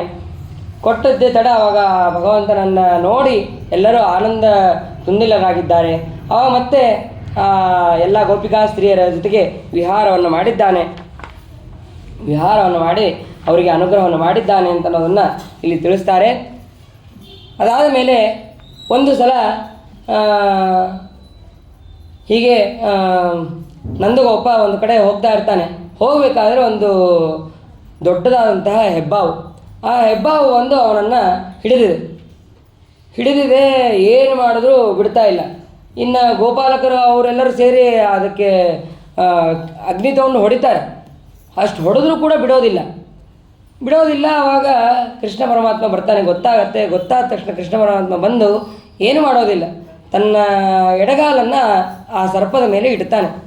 ಇಟ್ಟಿದ್ದೇ ತಡ ಆ ಸರ್ಪ ಜನ್ಮದಿಂದ ಮುಕ್ತಿಯನ್ನು ಹೊಂದಿ ಒಬ್ಬ ಶ್ರೇಷ್ಠವಾದಂತಹ ಒಳ್ಳೆ ರೂಪವುಳ್ಳಂತಹ ಒಬ್ಬ ಮನುಷ್ಯ ಅಲ್ಲಿ ಹೊರಗೆ ಬಂದಿದ್ದಾನೆ. ಆವಾಗ ಭಗವಂತ ಕೇಳ್ತಾನೆ, ಯಾರು ನೀನು, ಯಾಕೆ ಹಿಂಗಾಗಿದ್ದಿ? ಇಲ್ಲ, ನಾನು ವಿದ್ಯಾಧರ, ಸುದರ್ಶನ ಅಂತನ್ನುವಂತಹ ಒಬ್ಬ ವಿದ್ಯಾಧರ. ನನಗೆ ಅಂಗಿರಸರಿಗೆ ನಾನು ಅಪಹಾಸ್ಯ ಮಾಡಿದ್ದಕ್ಕೆ ನನಗೆ ಈ ರೀತಿಯಾದಂತಹ ಶಾಪ ಅಂತ ಅನ್ನೋದು ಬಂತು. ಆದರೆ ಆ ಶಾಪವನ್ನು ನಾನು ಶಾಪ ಅಂತ ತಗೊಳ್ಳಿಲ್ಲ, ಅದು ಅನುಗ್ರಹ ಅಂತಲೇ ತಿಳಿದೆ. ಯಾಕೆ ಅಂತಂದರೆ ನಿನ್ನ ಪಾದ ಸ್ಪರ್ಶ ಆಗತ್ತೆ, ನಿನ್ನ ಪಾದ ಸ್ಪರ್ಶಕ್ಕಿಂತ ನನಗೆ ಇನ್ನೇನು ಬೇಕಾಗಿರಲಿಲ್ಲ ಅಂತ ಅನ್ನೋದಕ್ಕೆ ಅದನ್ನು ಅನುಗ್ರಹ ಅಂತಲೇ ಪಡೆದೆ ಅಂತ ಅನ್ನೋದನ್ನು ತಿಳಿಸ್ತಾನೆ. ಅದಾದ ಮೇಲೆ ಭಗವಂತ ಅವರಿಗೆ ಹೇಳ್ತಾನೆ, ಗೋಪಾಲಕರಿಗೆ, ನಂದಗೋಪಾದಿಗಳಿಗೆ ಹೇಳ್ತಾನೆ, ಯಾವುದೇ ರೀತಿಯಾದಂತಹ ಬ್ರಾಹ್ಮಣರಿಗೆ, ಋಷಿಗಳಿಗೆ, ಜ್ಞಾನಿಗಳಿಗೆ ಸರ್ವತಾ ದ್ರೋಹವನ್ನು ಮಾಡಬಾರದು ಅಂತ ಅನ್ನೋದನ್ನು ಆ ಭಗವಂತ ತನ್ನ ಲೀಲೆಯಿಂದ ತಿಳಿಸ್ತಾನೆ. ಅದಾದ ಮೇಲೆ ಭಗವಂತ ಮತ್ತೆ ವೇಣುನಾದವನ್ನು ಮಾಡಿದ್ದಾನೆ. ಅದ್ಭುತವಾದಂತಹ ವೇಣುನಾದ. ವೇಣುನಾದ ಹೇಗಿತ್ತು ಅಂತ ನಾವು ಶ್ಲೋಕಗಳಲ್ಲಿ ತಿಳ್ಕೊಳ್ಳೋದು ಒಂದು.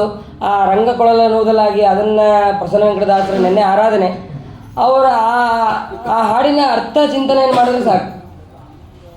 ಹೇಗೆ ಭಾಗವತದಲ್ಲಿ ಇದೆಯೋ ಅದೇ ರೀತಿಯಾದಂತಹ ವರ್ಣನೆಯನ್ನು ಅವರು ಸುಂದರವಾಗಿ ತಿಳಿಸಿದ್ದಾರೆ. ರಂಗಕೊಳಲನ್ನುವುದಲಾಗಿ ಅಂತಂದು ಆಕಳುಗಳೆಲ್ಲ ಭಗವಂತನ ಹಾಡನ್ನು ಕೇಳ್ತಾ ಇದ್ದರೆ ಎಷ್ಟು ಸುಂದರವಾಗಿತ್ತು ಅಂತ ಅನ್ನೋದನ್ನು ಕೂಡ ಅದರಲ್ಲಿ ವರ್ಣನೆಯನ್ನು ಮಾಡಿದ್ದಾರೆ. ಅದೇ ರೀತಿಯಾಗಿ ಭಗವಂತ ವೇಣುನಾದವನ್ನು ಮಾಡಿದ್ದಾನೆ. ವೇಣುನಾದ ಮಾಡಬೇಕಾದರೂ ಕೂಡ ಆ ಬಿದಿರು ವೇಣು ಏನಿದೆಯಲ್ಲ ಅದು ಕೂಡ ಕಟ್ಟಿಗೆ, ಸಾಮಾನ್ಯವಾದ ಕಟ್ಟಿಗೆ ಆಗಬಾರ್ದು ಅಂತೇಳಿ ಲಕ್ಷ್ಮೀದೇವಿ ಅದರಲ್ಲಿ ಸನ್ನಿಧಾನ ಇದ್ದು ಶ್ರೀದೇವಿ ವೇಣುಮಾವಿಷ್ಯ ಅದರಲ್ಲಿ ಇದ್ದಂತಹ ಭಗವಂತನ ಆಸ್ವಾದವನ್ನು ನಾನೇ ಪಡಿಬೇಕು. ಹೀಗೆ ಭಗವಂತನ ಆಸ್ವಾದನೆಯನ್ನು ಲಕ್ಷ್ಮೀದೇವಿ ಬಿಟ್ಟು ಬೇರೆ ಯಾರೂ ಕೂಡ ಪಡಿಬಾರ್ದು ಅಂತ ಅನ್ನೋದನ್ನು ಅಲ್ಲಿ ತಿಳ್ಕೋಬಹುದು. ಅದಾದ ಮೇಲೆ ಮತ್ತೆ ಅರಿಷ್ಟ ಅಂತನ್ನುವಂತಹ ಅಸುರ, ಅವನು ಋಷಭ ರೂಪಿಯಲ್ಲಿ ಬಂದಿದ್ದಾನೆ. ಬಂದಾಗ ಅವನನ್ನು ಕೂಡ ಭಗವಂತ ಸಂಹಾರವನ್ನು ಮಾಡಿದ್ದಾನೆ. ಇಷ್ಟಾದ ಮೇಲೆ ನಾರದರು ಆ ಕಂಸನ ಹತ್ರ ಬರ್ತಾರೆ. ಏನು ಕಂಸ, ಎಲ್ಲ ನಿನ್ನ ಹೋದಂತಹ ಸೈನಿಕರಿರ್ಬೋದು, ಮಂತ್ರಿಗಳೆಲ್ಲ ಇರ್ಬೋದು, ಯಾರು ಕೂಡ ವಾಪಸ್ ಬಂದೇ ಇಲ್ಲಲ್ಲ, ಎಲ್ಲೋದ್ರು ಅವರೆಲ್ಲ?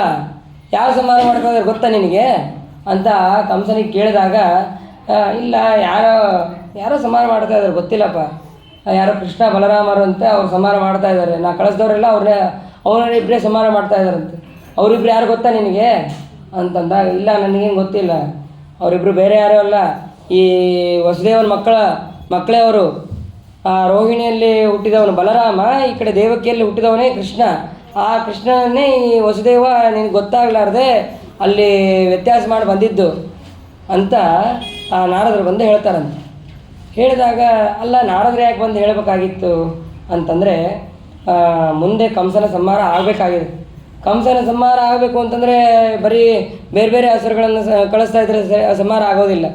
ಅವ್ರನ್ನ ಇಲ್ಲಿ ಕರೆಸ್ಬೇಕು. ಅವ್ರನ್ನ ಕರೆಸ್ಬೇಕು ಅಂತಂದರೆ ಅದಕ್ಕೆ ಏನೋ ಒಂದು ಉಪಾಯ ಮಾಡಬೇಕು. ಮತ್ತು ಇವನು ತಪ್ಪು ಮಾಡಬೇಕು. ಆ ತಪ್ಪೇನು ಅಂತಂದರೆ ಇವರು ವಸುದೇವ ದೇವಕಿಯರನ್ನು ಮತ್ತೆ ಕಾರಾಗೃಹದಲ್ಲಿ ಇಡಬೇಕು. ಇಂತಹ ತಪ್ಪನ್ನು ಮಾಡಿಸೋದ್ರ ಸಲುವಾಗಿ ಆ ನಾರದರು ಬಂದು ಹೇಳಿದ್ರು ಅಂತ ಅನ್ನೋದನ್ನು ನಾವು ಇಲ್ಲಿ ತಿಳಿಯಬಹುದು. ಅದಾದ ಮೇಲೆ ಅವನಿಗೆ ಕೋಪ ಬಂದಿದ್ದೇ ತಡ ಇಷ್ಟು ದಿನ ವಸುದೇವ ದೇವಕಿಯರನ್ನು ಬಂಧನದಲ್ಲೇನು ಇಟ್ಟಿರಲಿಲ್ಲ. ಯಾಕಂದರೆ ನಾನು ತಪ್ಪು ಮಾಡಿದೆ ಅಂತನ್ನುವಂತಹ ಮಾತುಗಳನ್ನೆಲ್ಲ ಹಿಂದೆ ಹೇಳಿರ್ತಾನೆ. ಗೊತ್ತಾಗಿದ್ದೇ ತಡ ವಸುದೇವ ದೇವಕಿ ಎಲ್ಲರನ್ನೂ ಕೂಡ ಉಗ್ರಸೇನ ಎಲ್ಲರನ್ನೂ ಕೂಡ ಬಂಧನದಲ್ಲಿ ಮತ್ತೆ ಇಟ್ಟಿದ್ದಾನೆ. ಇವರೆಲ್ಲರೂ ದೇವತೆಗಳು ಅಂತನ್ನುವುದನ್ನು ಗೊತ್ತಾಗಿ ಮತ್ತೆ ಬಂಧನದಲ್ಲಿ ಇಟ್ಟಿದ್ದಾನೆ. ಆವಾಗ ಹೇಳ್ತಾನೆ ತನ್ನ ಭೃತ್ಯರಿಗೆ, ಕುಲೆಯ ಪೀಡ ಇರ್ಬೋದು, ಆ ಮಾವುತನಿಗಿರ್ಬೋದು, ಮತ್ತು ಚಾಣೂರ ಮುಷ್ಟಿಕ ಎಲ್ಲರಿಗೂ ಕೂಡ ಹೇಳ್ತಾನೆ, ಇಲ್ಲೊಂದು ಧನುರ್ಯಾಗ ಅಂತನ್ನುವಂತಹ ವೈಭವವಾದಂಥ ಉತ್ಸವವನ್ನು ಮಾಡೋಣ. ಆ ಉತ್ಸವವನ್ನು ಮಾಡೋದಕ್ಕಾದ್ರೆ ಮೊದಲು ನಾನು ಕೇಶಿಯನ್ನು ಕಳಿಸ್ತೀನಿ. ಅಲ್ಲಿ ಕೇಶಿಯಿಂದ ಏನಾದರೂ ಸಂಹಾರ ಆಗಲಿಲ್ಲ ಅಂತಂದರೆ ಇಲ್ಲಿ ಅವನನ್ನು ಕರೆಸೋದು, ಅಕ್ರೂರನ ಮುಖಾಂತರ ಕರೆಸೋದಷ್ಟೇ ಅಲ್ಲ. ಮೊದಲಿಗೆ ನೀವು ಇಬ್ಬರು ರೆಡಿ ಇರ್ರಿ, ಯಾರು ಕೋಲೆಯ ಪೀಡ ಮತ್ತು ನೀನು ಮಾವುತ, ನೀವಿಬ್ಬರು ರೆಡಿ ಇರ್ರಿ. ಅದಾದಮೇಲೆ ನಿಮ್ಮಿಬ್ಬರನ್ನೂ ತಪ್ಪಿಸ್ಕೊಂಡ ಅಂತಂದರೆ ಚಾಣೂರ ಮುಷ್ಟಿಕ ರೆಡಿ ಇರಲಿ. ಆ ಚಾಣೂರ ಮುಷ್ಟಿಕರನ್ನೂ ಅವರಿಬ್ಬರು ತಪ್ಪಿಸ್ಕೊಂಡ್ರು ಅಂದರೆ ನಾನು ರೆಡಿ ಇರ್ತೀನಿ, ನಾನು ಯುದ್ಧ ಮಾಡೋದಕ್ಕೆ ನಾನು ರೆಡಿ ಇರ್ತೀನಿ. ಹೀಗೆ ಆ ಕಂಸ ತನ್ನ ಎಲ್ಲ ಸೈನಿಕರಿಗೆ ಭೃತ್ಯರಿಗೆ ಎಲ್ಲವೂ ಕೂಡ ಹೀಗೆ ನಿಯಮಗಳನ್ನು ಮಾಡಿ ಹೇಳ್ತಾನೆ. ಹೇಳಬೇಕಾದ್ರೆ ಆ ಮಾವುತ ಬಂದು ಕೇಳ್ತಾನಂತೆ, ಅಲ್ಲ ಅವರಿಬ್ಬರು ಬೇರೆ ಯಾರೂ ಅಲ್ಲ, ಈ ದೇವಕಿಯ ಮಕ್ಕಳು ಅಂತಂದ ಮೇಲೆ ಅವರಿಬ್ಬರನ್ನ ಯಾಕೆ ನೀನು ಸಂಹಾರ ಮಾಡೋದಕ್ಕೆ ನೋಡ್ತಿ? ನಿನ್ನ ಸೋದರ ಅಳಿಯಂದ್ರವರು ಅಂಥವ್ರನ್ನ ನೀ ಯಾಕೆ ಸಂಹಾರ ಮಾಡೋದಕ್ಕೆ ನೋಡ್ತೀಯ ಅವ್ರನ್ನ ಅಂತಂದರೆ, ಅದಕ್ಕೆ ಆ ಕಂಸ ಹೇಳ್ತಾನಂತೆ, ನನ್ನ ಸೋದರ ಅಳಿಯಂದ್ರೆ ಅಲ್ಲ ಇವರು, ಯಾಕೆಂದರೆ ನಾನು ಉಗ್ರಸೇನನ ಮಗನೇ ಅಲ್ಲ ನಾನು. ಯಾಕೆ ಹಾಗೆ ಕೇಳ್ತೀಯಪ್ಪ ಅಂತಂದರೆ, ದ್ರುಮಿಳ ಅಂತನ್ನುವಂತಹ ಒಬ್ಬ ಗಂಧರ್ವ, ಅವನು ನನ್ನ ತಾಯಿ ಋತುಸ್ನಾತಳಾದಂತಹ ನನ್ನ ತಾಯಿಯನ್ನು ನೋಡಿ ಅವಳ ಸಂಘವನ್ನು ಬಯಸ್ತಾನೆ. ಸಂಘವನ್ನು ಬಯಸಬೇಕಾದ್ರೆ ಅವಳ ಮನಸ್ಸಲ್ಲಿ ಏನಿದೆ ಅಂತ ಅನ್ನೋದನ್ನು ತಿಳಿದು ಆ ಉಗ್ರಸೇನನ ರೂಪದಲ್ಲಿ ಅವನು ಬಂದು ಸಂಘವನ್ನು ಮಾಡಿರ್ತಾನೆ.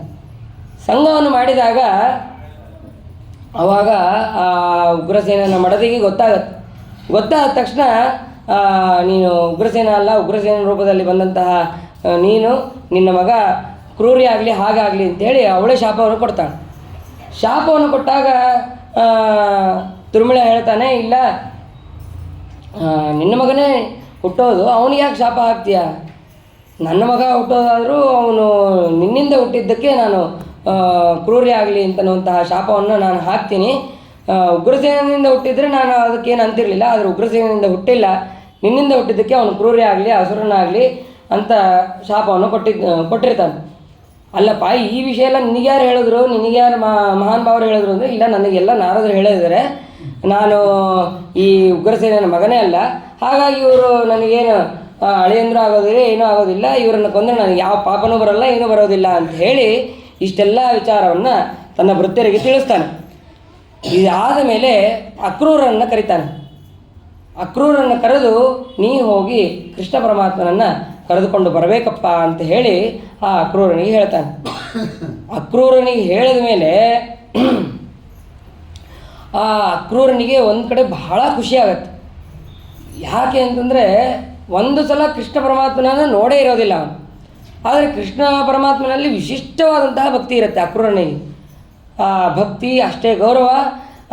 ಇಷ್ಟು ಹೇಳಿದ ತಕ್ಷಣ ಒಂದು ಮಾತು ಹೇಳ್ತಾನಂತೆ, ಏತಜ್ಞಾತ್ವಾನ ಕ್ಷಿಪ್ರಂ ರಾಮಕೃಷ್ಣ ವಿಹಾರ್ಬಕೌ ಧನುರ್ಯಾಗ ನಿರೀಕ್ಷಾರ್ಥಂ ದ್ರಷ್ಟಂ ಯದುಪರಿಶ್ರಯಂ.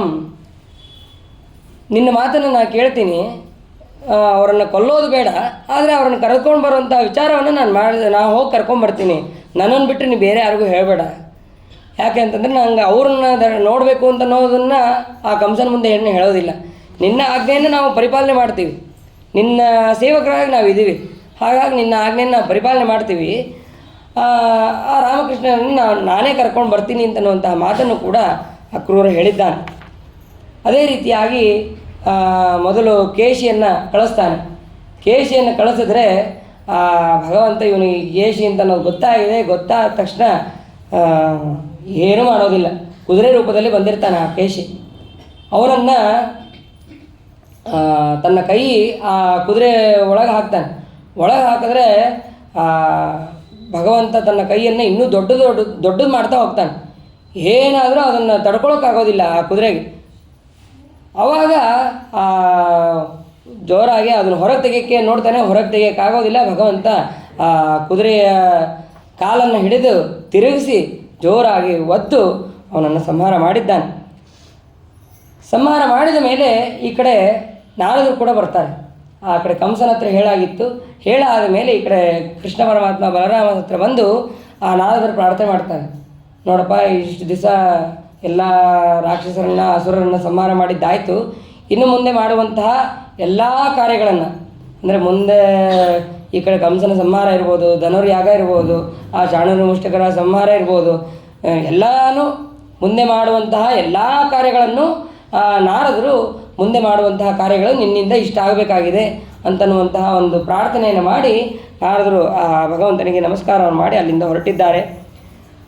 ಅದಾದ ಮೇಲೆ ಅಕ್ರೂರ ಹೊರಡ್ತಾನೆ. ಮಥುರಾ ಪಟ್ಟಣದಿಂದ ಹೊರಟಿದ್ದಾನೆ. ಹೊರಟಬೇಕಾದ್ರೆ ಆ ಭಗವಂತ ಈ ಸಮಯದಲ್ಲಿ ಇದನ್ನು ಮಾಡ್ತಾ ಇರ್ತಾನೆ.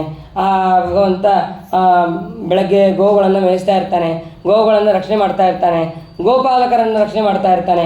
ಈ ಸಮಯದಲ್ಲಿ ಆಕಳನ್ನು ಅವನು ಆಕಳ ಹಾಲನ್ನು ಹಿಂಡ್ತಾ ಇರ್ತಾನೆ, ಗೋವುಗಳಿಗೆ ಮೇಯಿಸ್ತಾ ಇರ್ತಾನೆ. ಹೀಗೆ ಆ ಗೋವುಗಳನ್ನು ರಕ್ಷಣೆ ಮಾಡೋದ್ರಲ್ಲಿ ಯಾವಾಗಲೂ ನಿರತನಾಗಿದ್ದಾನೆ ಭಗವಂತ. ಮತ್ತು ಗೋಪಾಲಕರನ್ನು, ಬ್ರಾಹ್ಮಣರನ್ನು ರಕ್ಷಣೆ ಮಾಡುವಂಥದ್ರಲ್ಲಿ ಭಗವಂತ ಯಾವಾಗಲೂ ಇದ್ದಾನೆ. ಅವನು ಹೇಗಿರ್ತಾನೆ, ಅವನ ಬಣ್ಣ ಯಾವುದು, ಅವನು ಹೇಗಿರ್ತಾನೆ, ಈ ಸಮಯದಲ್ಲಿ ಅವನು ತಲೆಗೆ ಬಟ್ಟೆಯನ್ನು ಕಟ್ಟಿ ಅವನು ಸುಂದರ ರೂಪಿಯಾಗಿರ್ತಾನೆ ಅವನು ಅಂತ ಚಿಂತನೆ ಮಾಡ್ತಾ ಮಾಡ್ತಾ ಅಕ್ರೂರ ಅಲ್ಲಿಂದ ಹೊರಟಿದ್ದಾನೆ. ಹೊರಡ್ತಾ ಸಾಯಂಕಾಲದ ಸಮಯ, ಗೋಧೂಳಿ ಸಮಯ. ಆ ಸಮಯದಲ್ಲಿ ಎಲ್ಲ ಆಕಳುಗಳನ್ನು ಮೇಯಿಸಿಕೊಂಡು ಮರಳಿ ಗೋಕುಲಕ್ಕೆ ಬಂದಿದ್ದಾನೆ ಕೃಷ್ಣ ಪರಮಾತ್ಮ. ಬಂದಿದ್ದನ್ನು ನೋಡಿ ಗೋಪಾಲಕರ ಜೊತೆಗೆ ಕೃಷ್ಣ ಪರಮಾತ್ಮ ಮತ್ತು ಬಲರಾಮ ಎಲ್ಲರೂ ಕೂಡ ಬರ್ತಾ ಇದ್ದಾರೆ. ಬರಬೇಕಾದ್ರೆ ಅವರ ಹೆಜ್ಜೆಗಳನ್ನು ನೋಡಿದ ತಕ್ಷಣ ಈ ಅಕ್ರೂರ ರಥದಲ್ಲಿರ್ತಾನೆ. ರಥದಿಂದ ಜಿಗದಿದ್ದಾನಂತೆ. ಜಿಗಿದು ಕೃಷ್ಣ ಪರಮಾತ್ಮನ ಮತ್ತು ಬಲರಾಮನ ಆ ಪಾದಧೂಳಿ ನಮ್ಮ ಮೇಲೆ ಬೀಳಲಿ, ಫಸ್ಟ್ ಆ ಪಾದಧೂಳಿ ಬೀಳಲಿ ಅಂಥೇಳಿ ಅದ್ರ ಮೇಲೆ ಉರುಳು ಸೇವೆ ಮಾಡಿಕೊಂಡು ಆ ಕೃಷ್ಣ ಪರಮಾತ್ಮನ ಇದ್ದಲ್ಲಿ ಹೋಗಿದ್ದಾನೆ. ಹೋದ ತಕ್ಷಣ ಕೃಷ್ಣ ಪರಮಾತ್ಮನ ನೋಡಿ ಸ್ತೋತ್ರ ಮಾಡ್ತಾನೆ. ಬಹಳ ಖುಷಿಯಾಗಿದೆ. ಖುಷಿಯಾಗೋದಷ್ಟು ಎಷ್ಟು ಅಂತಂದರೆ ನೋಡ್ತಾ ಇರೋದೇ ಫಸ್ಟ್ ಟೈಮ್ ನೋಡಬೇಕಾದ್ರೆ ಅವ್ರಿಗೆ ಇನ್ನೂ ಬಹಳ ಖುಷಿಯಾಗಿದೆ. ಆ ಕ್ರೂರರಿಗೆ ಸಂತೋಷಗೊಂಡು ಅವರಿಗೆ ಬಂದ ತಕ್ಷಣ ಸ್ವಾಗತವನ್ನು ಮಾಡಿ, ಈ ಅಷ್ಟೊತ್ತಿಗೆ ರಾತ್ರಿ ಆಗಿರುತ್ತೆ, ಅವರಿಗೆ ಭೋಜನ ಉಪಚಾರಗಳನ್ನೆಲ್ಲವನ್ನು ಕೂಡ ಮಾಡಿದ್ದಾನೆ. ಮಾಡಿದ ಮೇಲೆ ಹೀಗೆ ಏನಪ್ಪ ಕಂಸ ಏನಂತ ಇದ್ದಾನೆ, ಏನು ವಿಚಾರ ಅಲ್ಲಿ ಅಂತನ್ನುವಂತಹ ಎಲ್ಲ ವಿಷಯಗಳನ್ನು ಅಕ್ರೂರನಿಂದ ತಿಳಿತಾನೆ. ಆವಾಗ ಭಗವಂತನನ್ನು ನೋಡಿ ಒಂದು ಮಾತು ಹೇಳ್ತಾನೆ. ಕಿಮಲಭ್ಯಂ ಭಗವತಿ ಪ್ರಸನ್ನೆ ಶ್ರೀನಿಕೇತನೆ. ಭಗವಂತನ ಅನುಗ್ರಹ, ಭಗವಂತನ ದರ್ಶನ ಅಷ್ಟಾದರೆ ಇನ್ನೇನು ಬೇಕು, ಇನ್ನೇನೇನು ಬೇಡಪ್ಪ.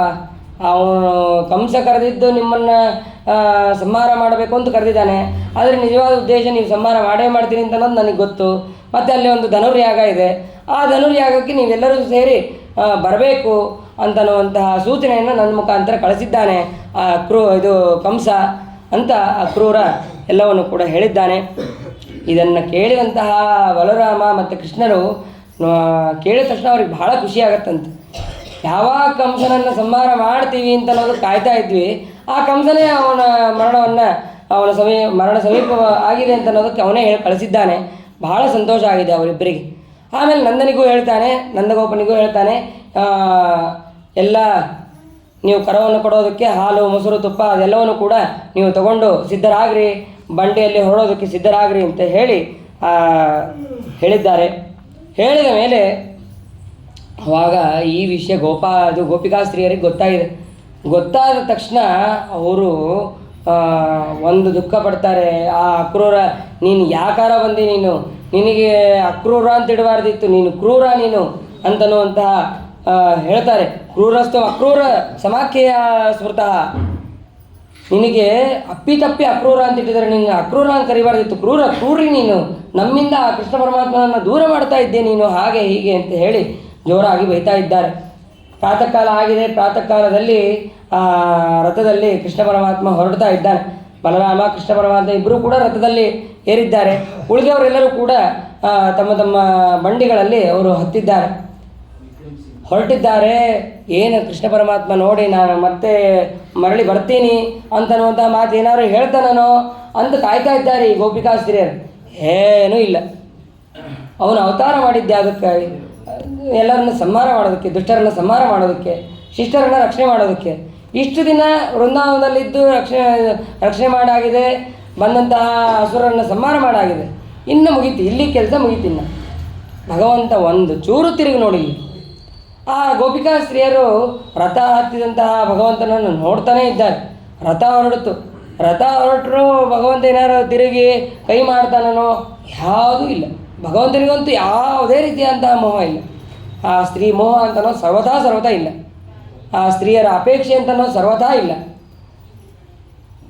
ಯಾಕೆ ಅಂತಂದರೆ ಅವನು ಸ್ವರಮಣ. ಅವನು ಸ್ವರಮಣನಾದವನಿಗೆ ಈ ಗೋಪಿಕಾ ಸ್ತ್ರೀಯರಿಂದ ಏನು ರಮಣ ಆಗಬೇಕಾಗಿದೆ?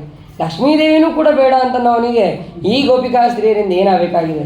ಅವನು ಸ್ವಲ್ಪವೂ ಕೂಡ ತಿರುಗಿ ನೋಡಲಿಲ್ಲ. ರಥ ಹೊರಟಿದೆ. ಆ ರಥದ ಹಿಂದೆ ಇವರು ನೋಡ್ತಾ ಇದ್ದಾರೆ. ಆ ರಥದ ಧೂಳಿಯನ್ನು ಹಿಂಬಾಲಿಸ್ತಾ ಇದ್ದಾರೆ. ಆ ರಥದ ಧೂಳಿ ಕಾಣಿಸ್ದೆ, ಆ ರಥದ ಧ್ವಜ ಅಷ್ಟೇ ಕಾಣಿಸ್ತಾ ಇದೆ, ಅದನ್ನು ಕೂಡ ನೋಡ್ತಾ ಇದ್ದಾರೆ. ಏನಾದರೂ ಆ ಭಗವಂತ ತಿರುಗಿ ನೋಡಿಲ್ಲ. ರಥ ಮುಂದೆ ಹೋಗೇ ಬಿಟ್ಟಿದೆ. ಆವಾಗ ಗೋಪಿಕಾಸ್ತ್ರೀಯರೆಲ್ಲರೂ ಕೂಡ ಅವರು ಅಳೋದಕ್ಕೆ ಪ್ರಾರಂಭ ಮಾಡಿದ್ದಾರೆ. ಆ ಕಡೆ ಅಕ್ರೂರ ಮತ್ತು ಅವರೆಲ್ಲರೂ ಕೂಡ ಮುಂದೆ ಹೊರಟಿದಾಗ ಮಧ್ಯದಲ್ಲಿ ಯಮುನಾ ನದಿ, ದಾರಿಯಲ್ಲಿ ಯಮುನಾ ನದಿ ಬಂದಿದೆ. ಯಮುನಾ ನದಿಯಲ್ಲಿ ಬಂದಾಗ ಅಲ್ಲಿ ಅಕ್ರೂರ ನಾನು ಆನಿಕವನ್ನು ಮಾಡ್ಕೊತೇನೆ ಅಂತ ಹೇಳಿ ಅವನು ಇಳಿದಿದ್ದಾನೆ. ಇಳಿದು ಆನಿಕವನ್ನು ಮಾಡ್ಕೊತಾ ಇರ್ಬೇಕಾದ್ರೆ ಸ್ನಾನವನ್ನು ಮಾಡಿದ್ದಾನೆ. ಸ್ನಾನವನ್ನು ಮಾಡಬೇಕಾದ್ರೆ ಕೃಷ್ಣ ಪರಮಾತ್ಮ ಅವನಿಗೆ ದರ್ಶನವನ್ನು ಕೊಟ್ಟಿದ್ದಾನೆ. ನಿತ್ಯದಲ್ಲಿ ಅನಂತ ಅಂದರೆ ಅದು ಸಂಕಷ್ಟ ರೂಪಿಯಾದಂತಹ ಪರಮಾತ್ಮ ಅವನು ದರ್ಶನ ಮಾಡ್ತಾ ಇದ್ದ. ಯಾರು? ಅಕ್ರೂರ. ಆದರೆ ಅವತ್ತು ಸಂಕಷ್ಟ ರೂಪಿಯಾದಂತಹ ಪರಮಾತ್ಮನ ಜೊತೆಗೆ ಈ ಕೃಷ್ಣ ಪರಮಾತ್ಮನ ದರ್ಶನವನ್ನು ಕೂಡ ಮಾಡಿದ್ದಾನೆ. ಇವರಿಗೆ ರಥದಲ್ಲಿ ಕೂಡು ಅಂತಂದರೆ ಇವ್ರು ಯಾಕೆ ಇಲ್ಲಿ ಇಳಿದು ಬಂದಿದ್ದಾರೆ, ಇವರೇನು ಮತ್ತು ರಥದಲ್ಲಿ ಇದ್ದಾರೋ ಇಲ್ಲೋ ಅಂತಂದು ಮತ್ತು ರಥ ಎದ್ದು ನೋಡ್ತಾನೆ, ರಥದಲ್ಲೂ ಕೂಡ ಇದ್ದಾರೆ. ಆವಾಗ ಆ ಅಕ್ರೂರನಿಗೆ ಗೊತ್ತಾಗಿದೆ, ನಾನು ಮಾಡುವಂತಹ ಸಂಕಷ್ಟ ರೂಪಿಯಾದಂತಹ ಪರಮಾತ್ಮ ಬೇರೆ ಅಲ್ಲ, ಈ ಕೃಷ್ಣ ಬೇರೆ ಅಲ್ಲ, ಇಬ್ಬರೂ ಕೂಡ ಇಲ್ಲಿ ಇದ್ದಾರೆ ಅಂತನ್ನೋದನ್ನು ಅಕ್ರೂರ ತಿಳಿದು ಮತ್ತೆ ಅಕ್ರೂರನಿಗೆ ಅಕ್ರೂರ ಭಗವಂತನನ್ನು ಕುರಿತು ಸ್ತೋತ್ರವನ್ನು ಮಾಡಿದ್ದಾನೆ. ಮಾಡಿದ ಮೇಲೆ ಸ್ನಾನ ಎಲ್ಲ ತನ್ನ ಆನಿಕ ಎಲ್ಲವನ್ನು ಮಾಡಿಕೊಂಡು ಮತ್ತೆ ರಥಕ್ಕೆ ಬರ್ತಾನೆ. ರಥಕ್ಕೆ ಬಂದಾಗ ಭಗವಂತ ಕೇಳ್ತಾನಂತೆ, ಅಲ್ಲ ನೀನು ನದಿಯಲ್ಲಿ ಏನಾದ್ರು ನೋಡಿದೆಯಾ, ನೀನು ಏನಾದ್ರು ಆಶ್ಚರ್ಯವನ್ನು ಏನಾದ್ರು ನೋಡಿದೆಯಾ ಅಂತ ಭಗವಂತ ಕೇಳ್ತಾನಂತೆ. ಕೇಳಿದಾಗ ಅದಕ್ಕೆ ಅಕ್ರೂರ ಹೇಳ್ತಾನಂತೆ, ನಾನು ನದಿಯಲ್ಲಿ ಏನು ನೋಡಿದೆ ಅನ್ನೋದು ಬೇಡ, ಆದರೆ ಇಡೀ ಜಗತ್ತನ್ನು ಧಾರಣೆ ಮಾಡಿದವನು ನೀನೇ ಇಲ್ಲಿದ್ದಿ, ಅಂತಹ ನಿನ್ನ ದರ್ಶನ ಆದಾಗ ಆ ನದಿಯಲ್ಲಿ ನಾ ಏನು ನೋಡಿದೆ ಅಂತ ಅನ್ನೋದು ನಿನಗೆ ಗೊತ್ತಿಲ್ಲದೆ ಇರತ್ತಾ ಅಂತನ್ನುವಂತಹ ಮಾತನ್ನು ಅಕ್ರೂರ ಹೇಳ್ತಾನೆ. ಅದ್ಭುತಾನೀಯ ಯಾವಂತಿ ಭೂಮೌ ವಿಯತಿ ವಾಜಲೆ ತ್ವಯಿ ವಿಶ್ವಾತ್ಮಕೆ ತಾನಿ ಕಿಮ್ಮೇ ದೃಷ್ಟಂ ವಿಪಶ್ಯತಃ. ಭೂಮಿಯಲ್ಲಿ ಏನೇನು ಜಗದ್ವಿಲಕ್ಷಣವಾದದ್ದು ಅಂತ ಏನೇನು ಪದಾರ್ಥಗಳಂತಿದೆಯೋ ಅದೆಲ್ಲವೂ ಕೂಡ ಸೃಷ್ಟಿ ಮಾಡಿದವ ನೀನು. ಅಂತಹ ಸೃಷ್ಟಿ ಮಾಡಿದವನೇ ನೀನು ಇಲ್ಲಿದ್ದಾಗ ನಾನು ಅಲ್ಲಿ ನೀರಿನಲ್ಲಿ ಏನು ನೋಡಿದೆ, ನೀ ಏನು ಕೇಳೋದು, ನಿನಗೆ ಗೊತ್ತಿರತ್ತೆ ಅಂತನ್ನುವಂತಹ ಮಾತನ್ನು ಅಲ್ಲಿ ಅಕ್ರೂರು ಹೇಳಿದ್ದಾರೆ. ಇಷ್ಟಾದ ಮೇಲೆ ಆ ಭಗವಂತನನ್ನು ಸ್ತೋತ್ರ ಮಾಡ್ತಾ ಮಥುರಾ ಪಟ್ಟಣಕ್ಕೆ ಪ್ರವೇಶ ಮಾಡಿದ್ದಾರೆ. ಪ್ರವೇಶ ಮಾಡಿದ್ದೇ ತಡ ಅಲ್ಲಿ ಅಕ್ರೂರ ನಮ್ಮ ಮನೆಗೆ ಬಂದು ನೀವು ಒಂದು ಸ್ವಲ್ಪ ದಿವಸ ಇದ್ದು ಆಮೇಲೆ ಹೋಗ್ರಿ ಅಂತ ಹೇಳ್ತಾನೆ.